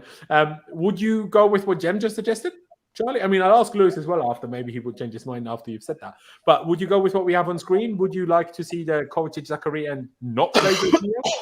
It's difficult because against City, we're not really going to get overrun as much because we're not going to have the ball. So they're going to dominate. So we're going to be deeper in the first place. So then I don't think Jorginho's lack of pace is that much of an issue because that City don't counter-attack against us realistically because they're going to have 70% of the ball. So I'm not really sure if Jorginho's lack of pace against City is actually as much of an issue as it is against counter-attacking teams in a way. No, I get what you're saying. To be honest, mate, I wouldn't have any issues playing that 3 that's on the thing. I think it's come to the point now where, Mount hasn't really been doing the business for a while. He was poor against Forest. He obviously got subbed off in the second half. I don't think he necessarily deserves to start in this game. And if he doesn't start in this game, then other than Lewis Hall or Gallagher, which we've kind of said are not really going to happen, then I think that's the best 3 that we've got available to us. Yeah, I don't even like Aubameyang. That's the funny thing. I didn't even want him at the beginning. I actually think Aubameyang is a worse sign than Lukaku. I'm just going to say it. That might be controversial, might be unpopular. Mate, Aubameyang is terrible. Like, he's one of the worst pieces of business we've ever done. If you don't use him, I would have actually. I mean, Burrow's gone anyway. I would have actually gone. He would have been fine if we could create. I keep saying that. Yeah, but Yeah, if we if can't. we look around him, I think he puts it in the back of the net. We didn't Yeah, do but that. that's the thing. That's why it's not his fault. Yeah. I mean, look, with Aubameyang, you know you're not, like, off the ball, you know you're not getting anything. It was like Lukaku. You know you're not going to get that. The only time you're going to get players like Aubameyang involved is for creating for him. And in a 4-2-3-1, that's telling me that you're going to play an offensive game against the team that's going to pretty much press. So there's going to be space. So Why has he been playing? He's been playing wide though the last few times that he's come on. no, Like, yeah. So you play him as the focal point, all right, Yeah. and you literally just literally either play balls over top or you just create from him in the box and you get him on the end of them. That is all I'll do with him. But the problem is we're not going to be able to do that against City, are we? We're not going to get the ball to him, and he's not faster. Like, he's slower than Havertz anyway. So you're not even going to be able to punt the ball over the top because Havertz is more likely to get on it than Aubameyang is. At least he looks slowish at the moment. Like, did you see him run against Bournemouth when he came on? Like, what was that? At least Havertz can run off him instead rather than being the focal point, and then we moan because I just don't see Aubameyang. I've never seen him win a header, you know. So how can I play him as a focal point? No, That's my issue. He's just so he did score headers for Arsenal. From what I've seen. He did score headers for Arsenal. We just score headers, but I mean in terms of if someone plays off him, plays around him, he doesn't win physical duels. When you play a long ball to him, he can't take it down, he can't control it, he can't hold it up, whether it's with his head, with his chest, with his foot. Neither does Kai. Every time. So I'm like, you know, if you're just struggling with getting behind, you don't get behind, you constantly drop deep, but you can't hold the ball up. What is the point in you? But I mean, hey, unfortunately, Jem, you have been outvoted in the midfield like Charlie has for the right back. So we're going to move on with this. Unless, Lewis, you want to change your mind after what Jem said in terms of a 4-2-3-1 with Kovacic and Zakaria and you leave Jorginho out, or would you not be doing that? Nah, I'll keep to the same three personally. You know, we saw that against Man City already, them two. Yeah, in the cup, and I thought Zakaria was a bit shaky in that game too. Is this the midfield three we played against him in the cup? No, Jorginho didn't play. We played Kovacic and Zakaria in that game. Even though we lost, we played quite well, didn't we? I can't remember if we played quite well. It was well for our standards. It was well for us. Hey, we had apparently a higher expected goals according to Potmob here, so you know. Mate, Lewis Hall should have scored twice in that game, really. It's true. Yeah. Now we played a 3-4-3 though with Zakaria and Kovacic. Yeah, it's true. It's true. All right then, let's do the front three before we get to Ben Jacobs' tweet about the whole Benfica situation, Enzo Fernandez situation. At least he went into detail and explained his information. I don't know why. I don't know why people in the chat keep saying Enzo's 100% off when it's like an unfavourable update in Chelsea's thing. It's I mad, isn't it? literally read Ben Jacobs' tweet. I'm like, not a single word of it said the deal's off. Not a word of it. Mate, people see like a negative update and it's like, oh, it's off. It's not off. It's like reactionary FC, mate. That's what we are. Let's just like read a little bit into things before making like stupid comments about deals on or off. It's not off. It doesn't look great right now, but it's definitely not off. Yeah, I mean, I would wait. But hey, we'll see. Front three then, Charlie. Why don't I start with you? Who will be your front three? Mate, it's annoying thing is, mate, it's slim pickings in this front line. It's all options are pretty shit right now, if we're being perfectly honest.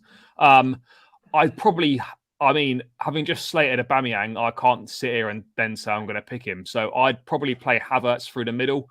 I know it wasn't great against Forest. I know it's not really that great anyway, but he offers more than Aubameyang does in terms of overall. Broja with one leg. Broja with one leg might actually be better. Who knows? I'll take it. I'd probably have to play Havertz just because he actually offers more. And he doesn't offer a lot, but he offers more than what Aubameyang does. You know, if Aubameyang's not like involved in the game, he offers absolutely nothing. At least Havertz like tries to do a little bit of other stuff. So I would go him in the middle. I mean, I was thinking about whether Ziyech deserves a start. I thought it's hard to look into his cameo from the bench against Forest. I think probably not. Mate, I'll probably go with the same front three. But could Ziyech be our only hope? Because it could be, especially if we play this kind of midfield three, where Kovacic has obviously creativity in him, but in general there's no offensive part of this midfield. Who's going to play the pass to anyone in the front three? Can Fofana? Maybe you need Ziyech. Can Fofana play in this game? The striker. No. I think the work permit situation isn't fully done anyway. But I think Nizar Kinsella reported that we're gonna bed him in slowly. We're gonna see what he's like in training. We're not gonna play him anytime soon. I mean, I'd play Sterling's gonna play, and I probably would play him despite the fact that he's been poor. I probably still would play him. It's against this former team. Maybe he's going to have a bit more fire in him to do something. I don't really know.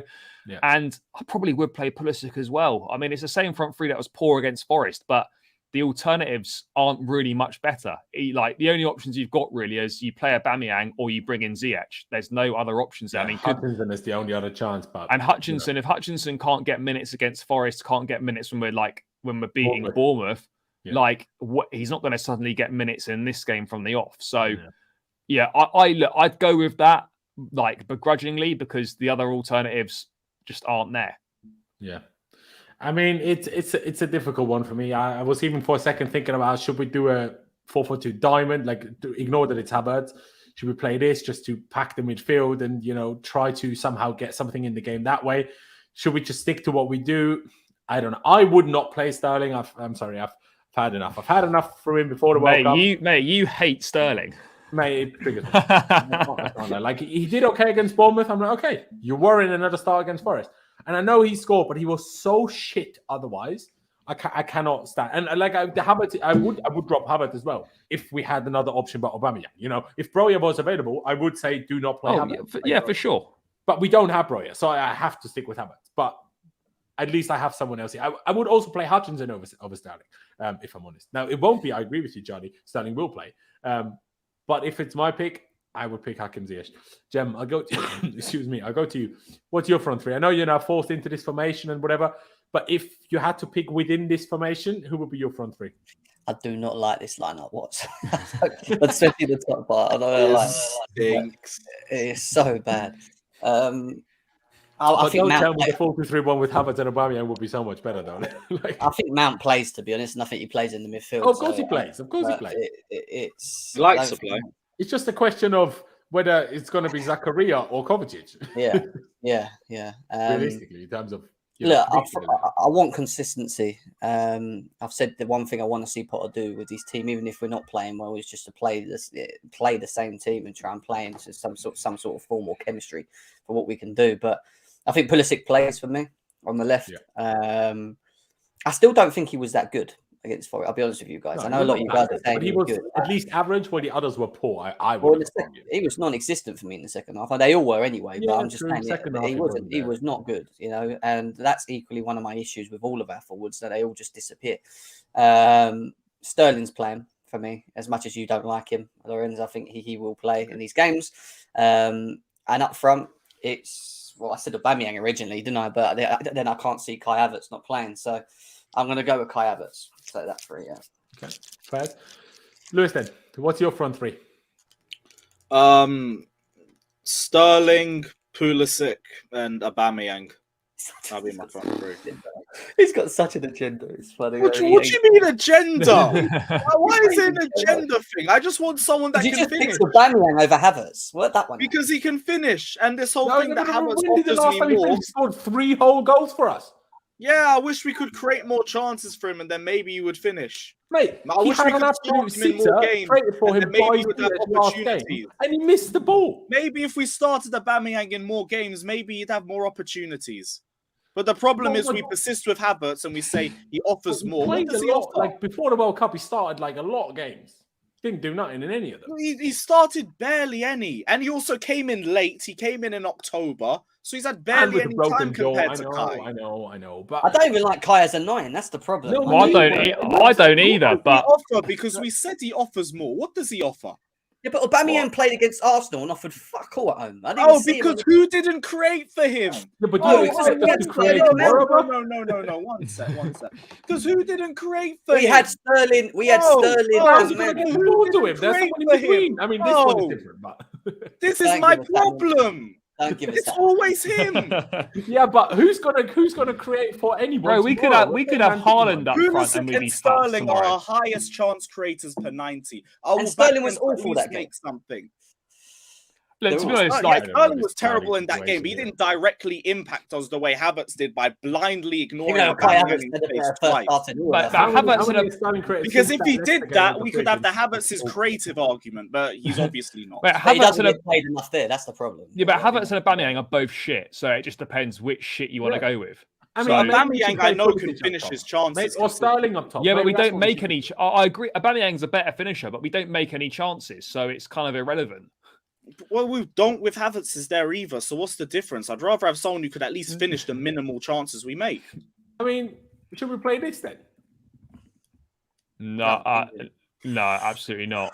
I'd rather Sterling on the right. I see him up front at the Villa game with Aubameyang, and both of them were non-existent. Yeah, the second half it was terrible. Non-existent. Of course, they were non-existent. I mean, in the end, somehow, in terms of votes, we've actually ended up with the same front three of the last two games. Now, against Bournemouth, it was okay, but I was outvoted on Ziyech. Lewis was outvoted on Aubameyang, sorry. So then we sit here with Pulisic, Havertz, and Sterling again. Well, I mean, it's still shit, but because this is a whole nightmare. That is a terrible lineup. What we're going to do tomorrow.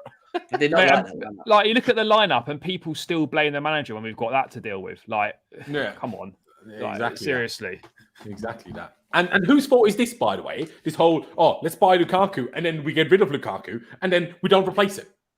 Like, sorry, I love the whole thing, but this is actually on Todd Bowley. Like, he let Lukaku go, and he thought, Aubameyang for 12 million is sufficient replacement. Excuse yourself.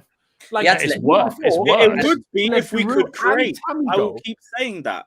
If we could create more, it would be a fine transfer for us. The problem is then it's not going to be fine enough, is it? Like, let's be honest. Yeah, it would. Fine. The guy couldn't even put the ball in the back of the net. Aubameyang literally went to Barcelona. Aubameyang literally went to Barcelona. No. Aubameyang literally went to Barcelona. He scored goals there.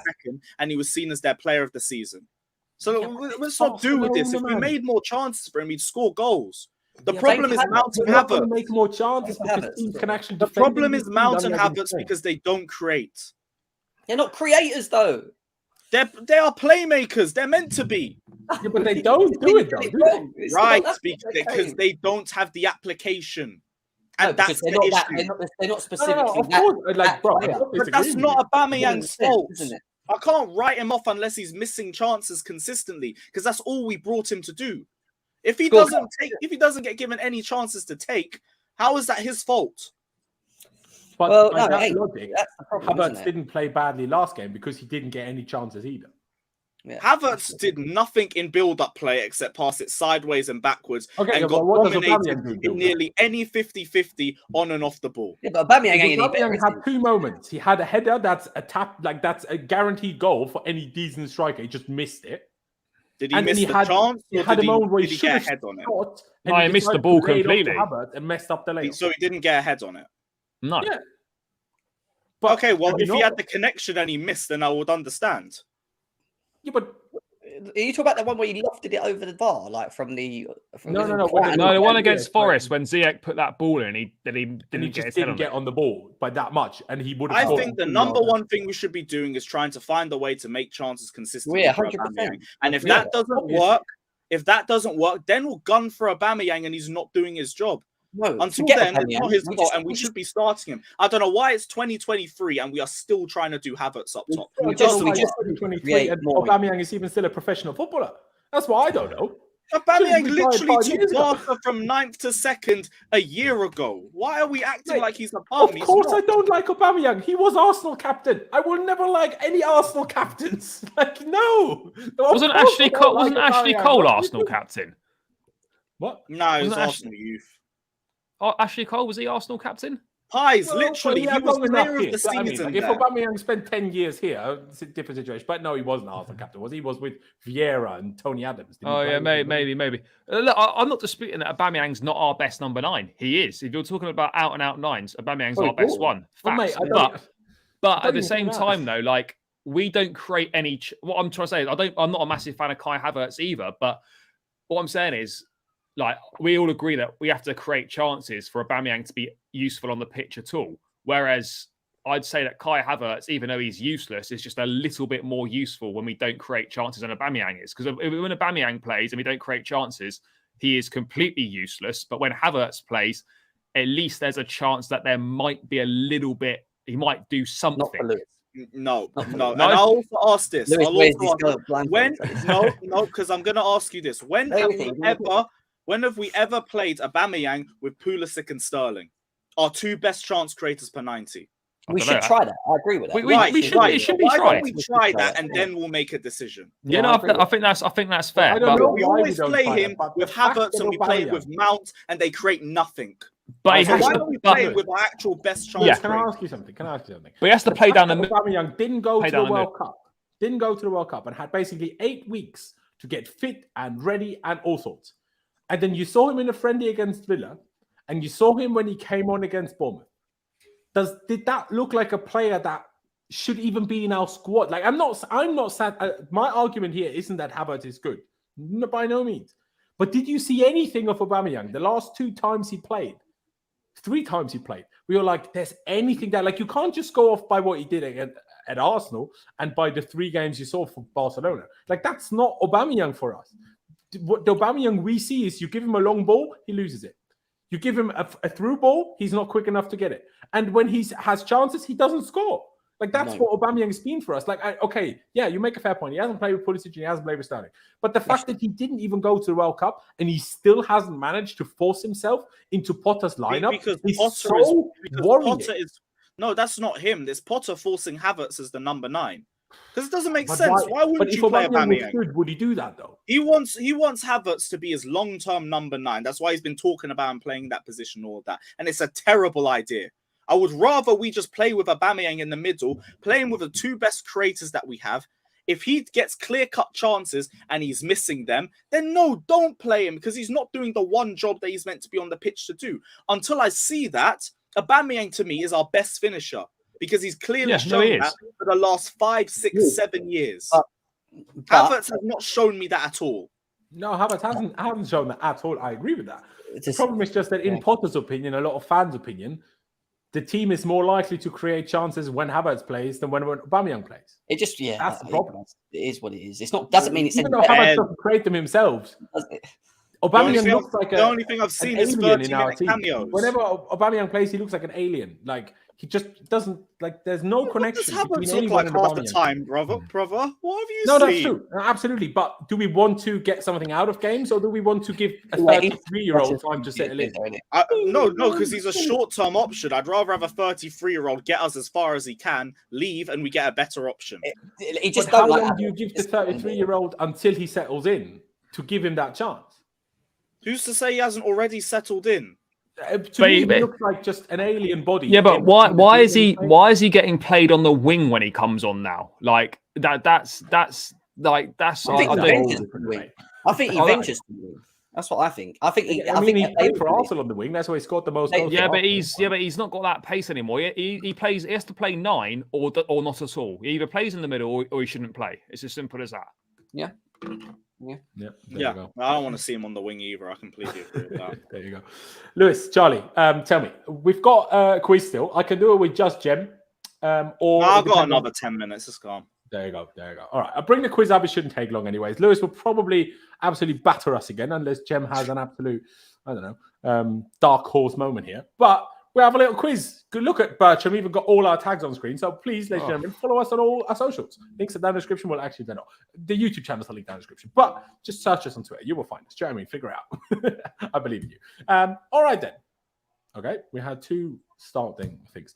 The Quizmaster Bertram. All right. Quizmaster Bertram loves Chelsea and hates pessimism. Therefore, today's quiz will be about upsets we've pulled off in our many proud years as the pride of London. We've done it before and we'll do so tomorrow. See, I love it. Big fan. All right. Like now, we were in a right mess back in 2015-16. We finished the season in 10th, but still, Chelsea managed to do the double over one of the big 6. Which club? Bonus points for guessing the aggregate scoreline. Okay, well, I know the answer, but I don't know the aggregate scoreline. Is it not multiple choice? No, I don't think so. Oh, no, it's not. This one's too easy. Come on, we should all know that one. Spurs.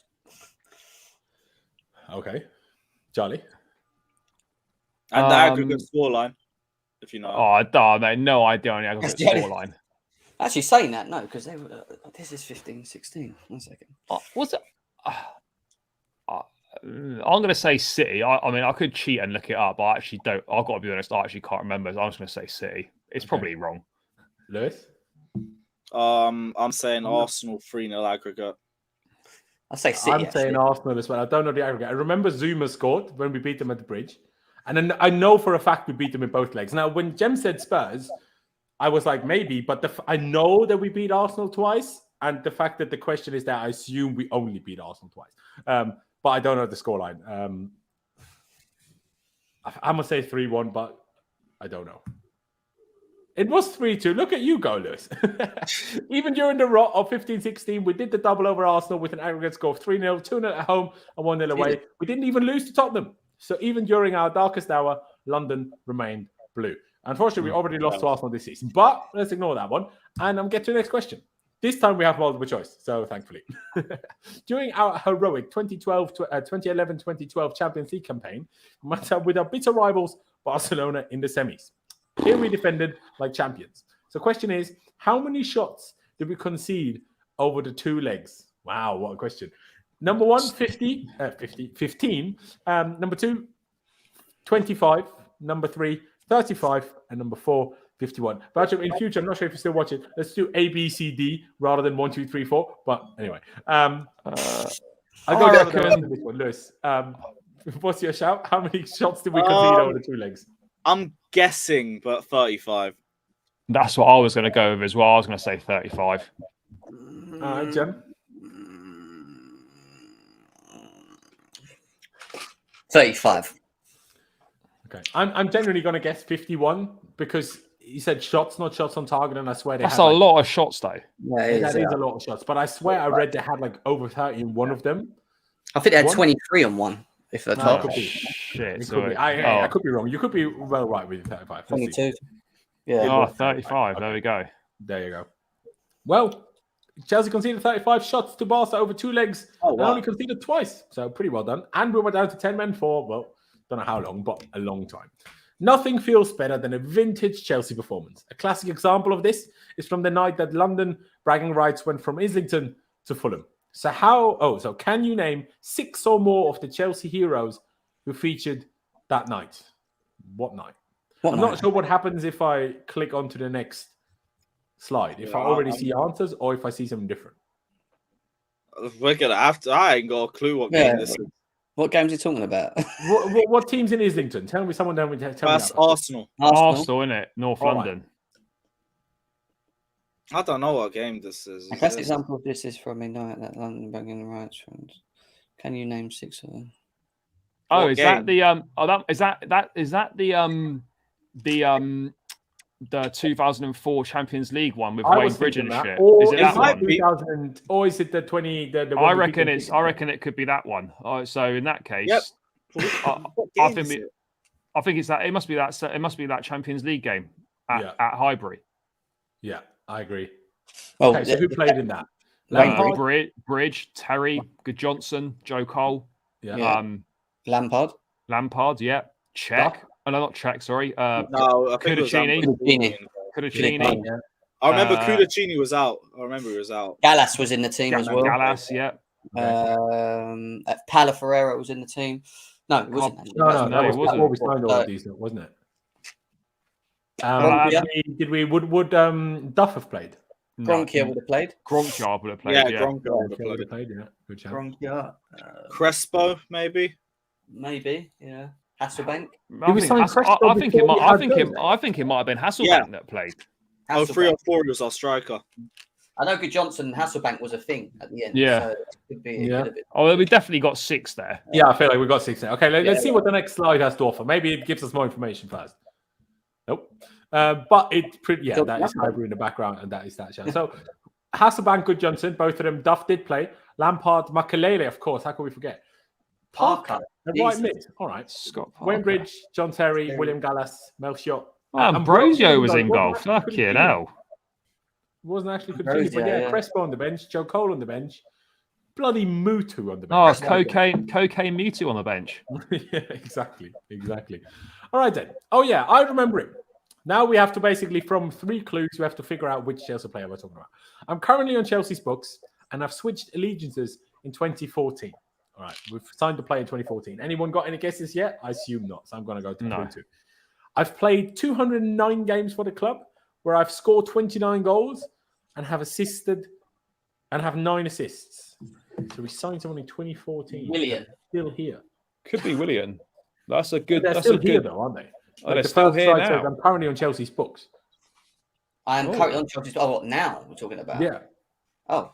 So who did we sign in 2014 that's still here now? Aspilicueta. Could that be That was Kovac? 2012. Do you reckon that could be Kovacic? No, that was No, 2019. 2017, wasn't it? Oh shit! Or 18. What was the first one? I currently on Chelsea's books, and I've switched allegiance 2014. So he could theoretically be out on loan right now, theoretically. But 209 games. I mean, Still 29. on the book. That must be like a defender or a midfield player. 209 games, is a lot of games, you know. It's quite a lot for us. 29 goals is also a lot of goals, actually, when you think about it. Aspilicueta got 29 goals? No way. No chance. And we signed him in 2012 as well. And he's played way more games than 200.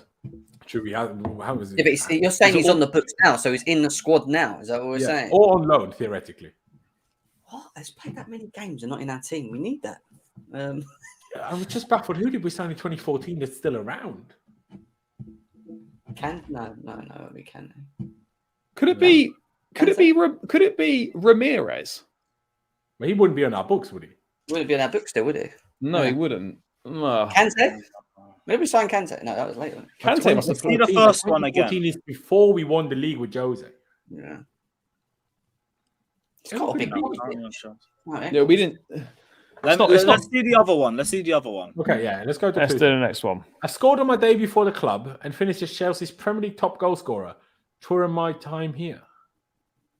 Oh, Ruben, they're saying. Could be Ruben. Good shout. Sorry, going back to that. Now, Ruben, because we had a Ruben in a quiz the other day, and he only has 7 goals, not 29, unfortunately.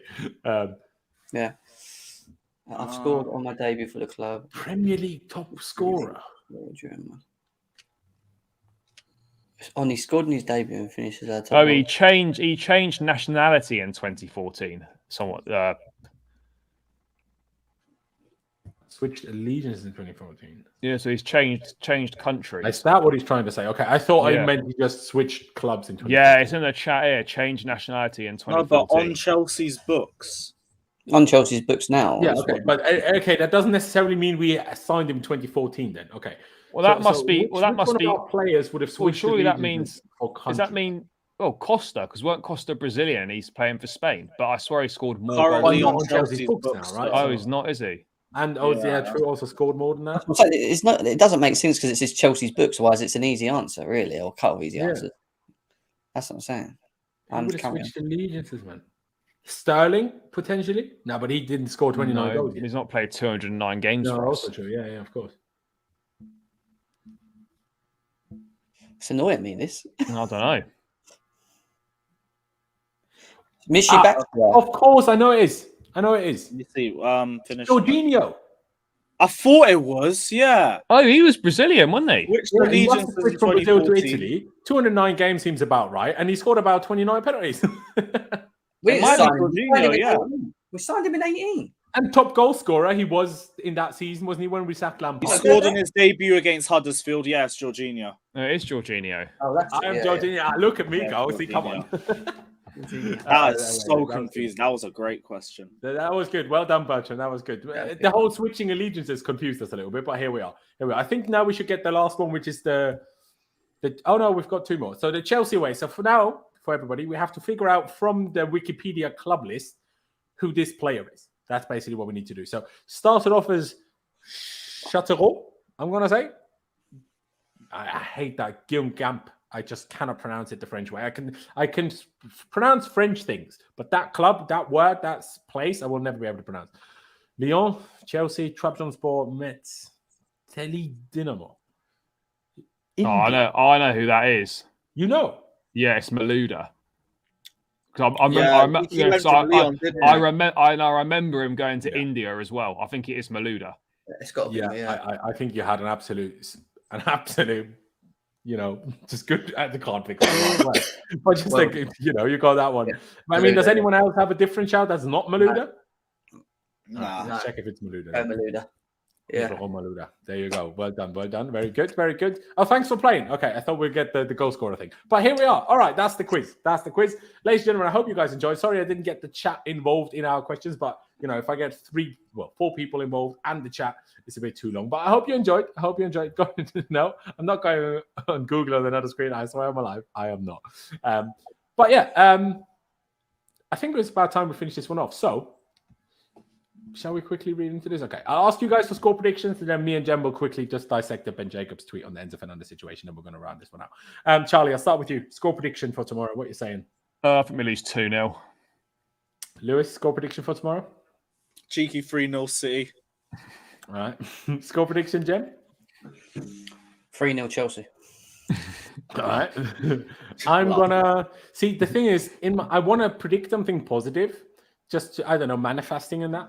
But like already a 1-1, I would be very happy with. But I feel like if I'm gonna manifest things, surely I need to manifest more than a 1-1. So I'm gonna say 2-1 Chelsea. I'm just gonna say, hey, we can hope and pray. We can hope and pray. Charlie, Lewis, appreciate you both. You can hop off with me, and I know I've kept you long. Big up, bro. Already. Big up, everyone. Nice one, guys.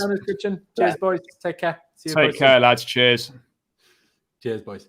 And Jem, just a quick one. Again, also, ladies and gentlemen, check out Jem's channel. Link is down in the description. GNA TV, of course. And just the last one, just quickly, let's go through Ben Jacobs' tweet here. I'll just read through it all and then we can react to it, okay?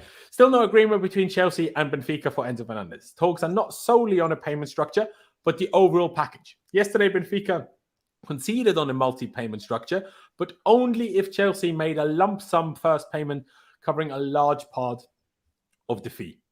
Today, Benfica have outright rejected Chelsea's original proposal and told them if they want a deal done quickly to trigger the release clause. This can be seen as either a genuine decision not to sell unless forced to, or a tactic to get more money up front as part of the original offer. Either way, the parties are no closer to a deal than Monday. Nothing is verbally agreed yet or signed, and sources indicate Chelsea have never wanted to trigger Fernandez's release clause. Chelsea must decide now whether to make a counter offer on terms, go against their position and trigger release clause, or walk away. Talks have not ceased, they've remained advanced, but Benfica, who have a divided board on this, are yet to fully approve any deal Chelsea have offered. There is plenty of time left in the window, but the longer it drags on, the more likely Benfica are to lock in their release clause or nothing stance. Chelsea's next move is now very important if they are to get a deal done on their terms.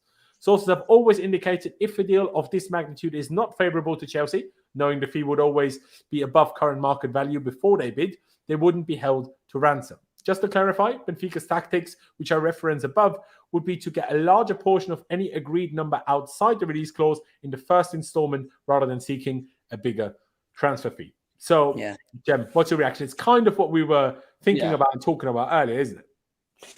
I think it's just a test. It's to test to see how much we want him, and again, it's to play ball for Benfica. Chelsea paying a large lump sum up front it kind of goes to what we've read earlier on in regards to it actually saying that we need, that Benfica want us to play ball with them, and look, it's going to be down to us for ultimately to make the decision. David Ornstein already come out himself and said in a video clip that Chelsea won't be held to ransom. Obviously, Ben Jacobs has mentioned it again. Does it feel like ransom from a perspective reading into it? I'm not too sure. I don't think it's non-negotiable. I think we can, in many ways negotiate the first installment, i.e.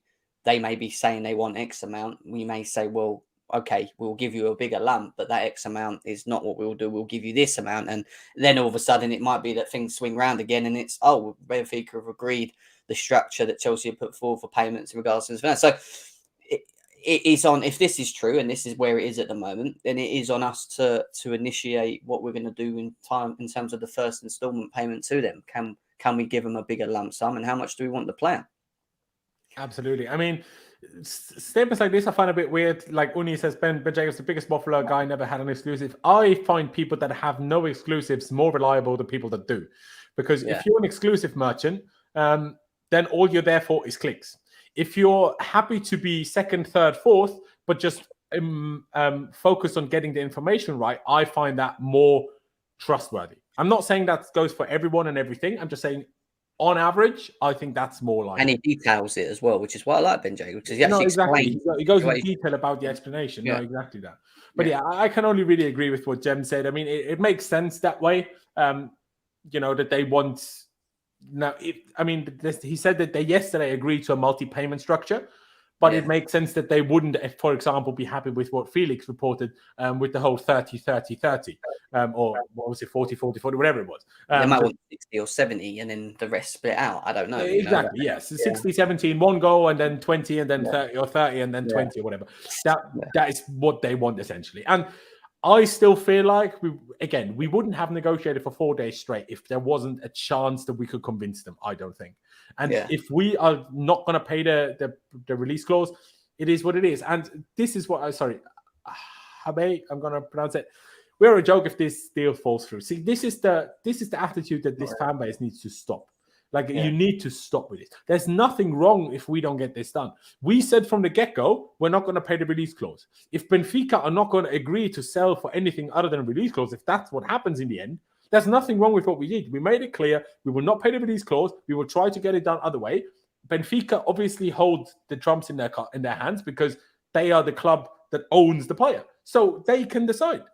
It kind of gives me the rift of the Haaland to Chelsea summer situation, because Dortmund decided they wanted 150 million. Chelsea were willing to not offer the full amount, but were close to offering something. And then Dortmund changed their stance and wanted 175 or a bit more. And Chelsea pulled the plug on it. It took so long, and we were sitting there the whole summer waiting to see whether we were going to do it. And we ended up not doing it, and we got Lukaku for 100 million instead. But they won't be held to ransom, and they will look at their options. Don't get me wrong, but the fact that we've been so invested in this last couple of days, and the amount of positivity that we've had, not only just from what we're doing, but also the player wants to go. It's not like a thing of you got to persuade the player wants to go. So we'll see.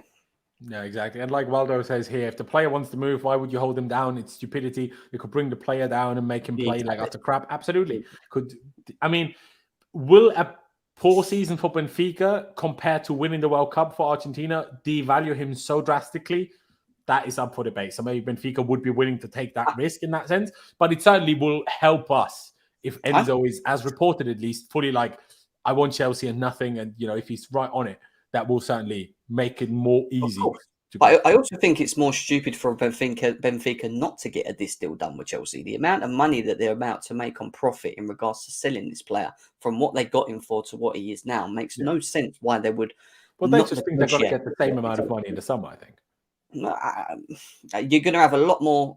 Maybe it benefits them in that way, but you're going to have a lot more people chasing for it. Maybe exactly. Maybe they want a bidding war in the summer rather than maybe that's what they hope for. But then they need clubs with money, and Chelsea are one of, I think, a fingerful of clubs in the football that can do that. So it's not if it's not a PSG, it's not a Real Madrid.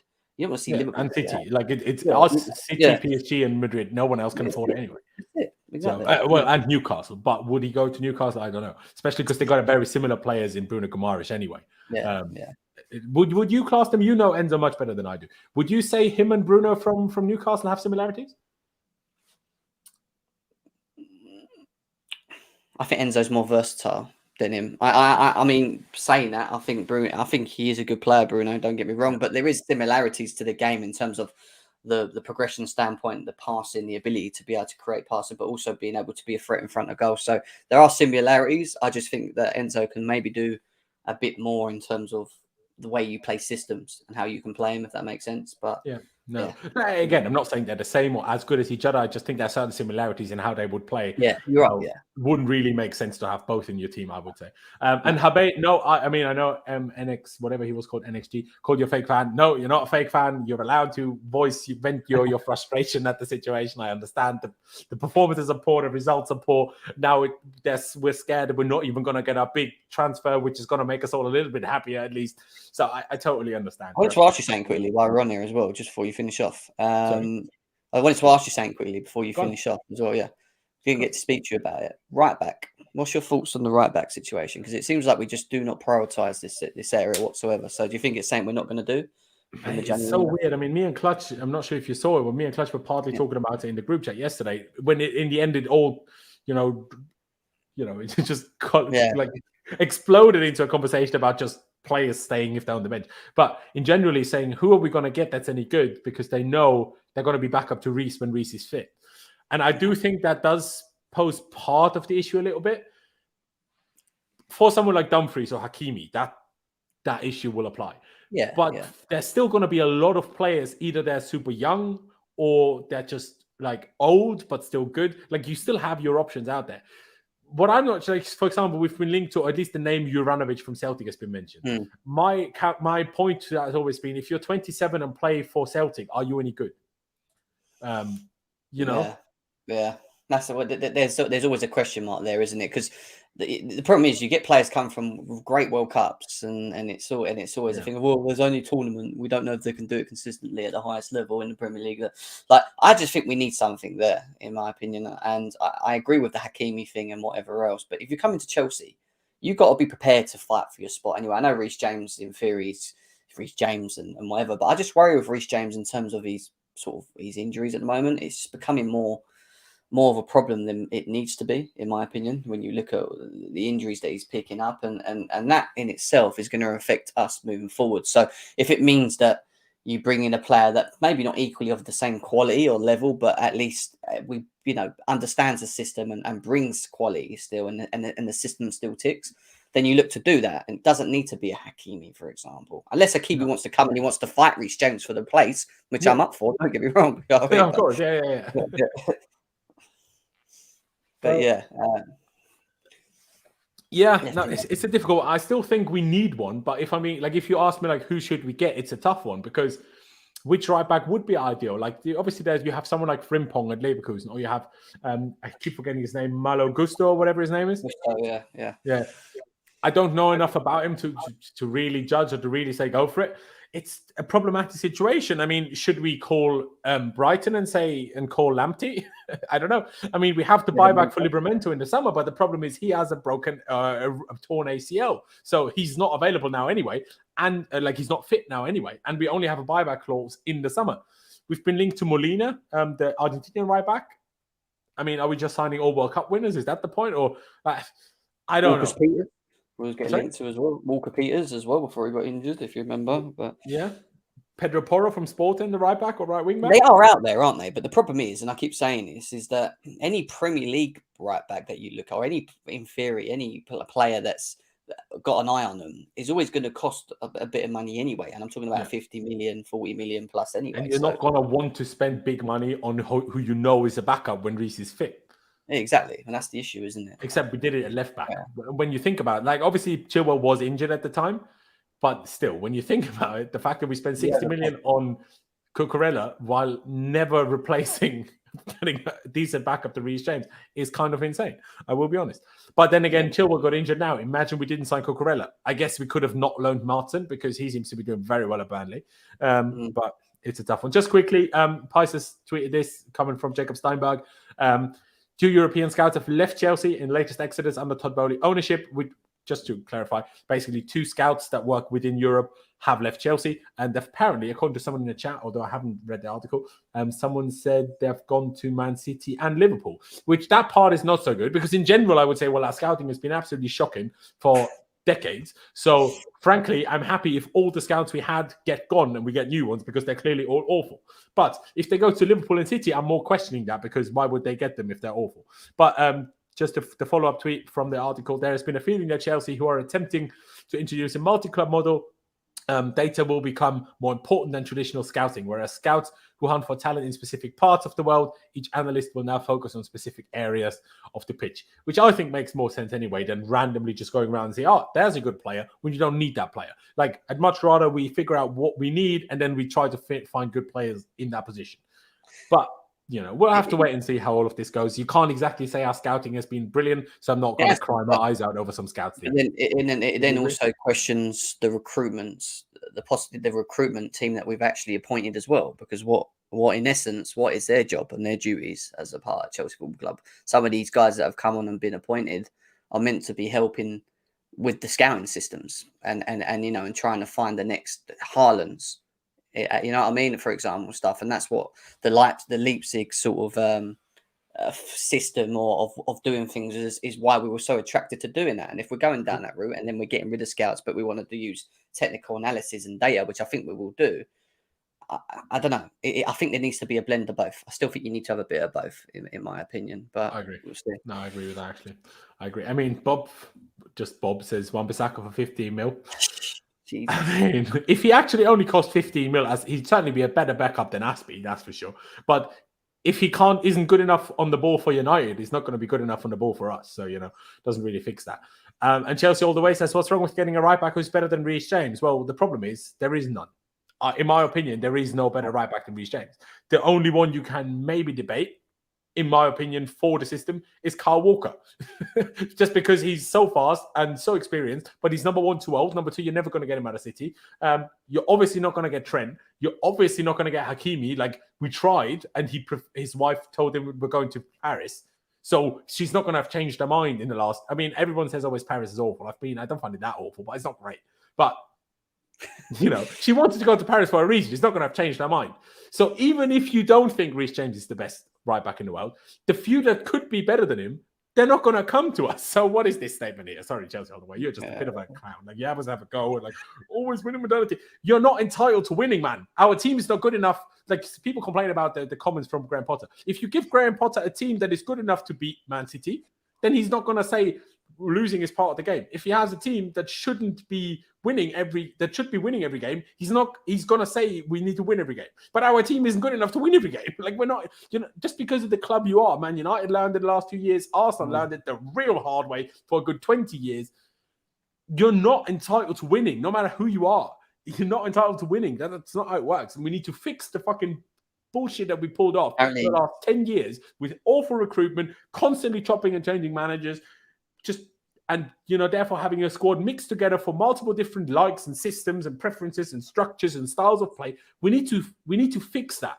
And that's not going to happen over one window. It's not going to happen over 2 windows. It's probably going to take 1 or 2 years to fix that. And then you start getting better.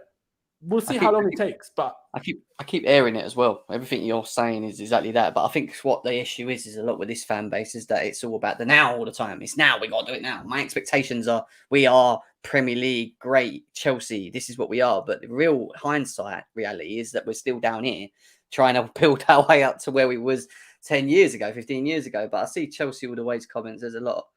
Stop overrating these players. There's a lot. All right, fine. Yeah. So it is what it is. We move. It is what it is. Someone said in the chat, Fabrizio just tweeted, and he didn't tweet anything. He just retweeted his tweet from an hour ago, unless it was a reply. No, if he's done that, he's going to reply on it, usually. Let's have a quick look. Well, he hasn't yet. I just checked his replies. He hasn't done it. He usually does that when he's about to reply. Okay. I mean, we'll see. But I think it's about time we round this one out anyway. And sorry, Chelsea all the way, no. There is not a better right back than Reece James. Now, in comparison with being in combination with how injury prone he is, then maybe it's a conversation you can have. But on pure ability, defensive strong points, physical strong points, attacking strong points, there is no one better. Like, that just isn't, in my opinion. Of course, we can have different opinions, but, that's at least my opinion. Ladies and gentlemen, I think it's about time we round this one out. Still over 200 people if you're watching, which I very much appreciate. So please do subscribe if you haven't already. We're on the road to 20,000 subscribers, so very close to 16,000. So please hit that big red subscribe button so we can hit that and then move on swiftly to the 17 and then up to the 20, hopefully by the end of the season. Not sure how realistic that is, but depends on how the season goes, I suppose. But subscribe to Jem, subscribe to Lewis, subscribe to Charlie. All the links down in the description. Just go scroll down to the description. I have all their ads there. Just click all of them. It will open new tabs. Subscribe to all 3 of them and enjoy that content. Subscribe, like I say already, but smash the like button, I meant to say, on your way out. We massively appreciate it because it helps me out, spread these videos and streams out to more people, and that's how it's content creators grow. But thank you guys for watching. Up to Chelsea, upwards and onwards, and we'll see you next time.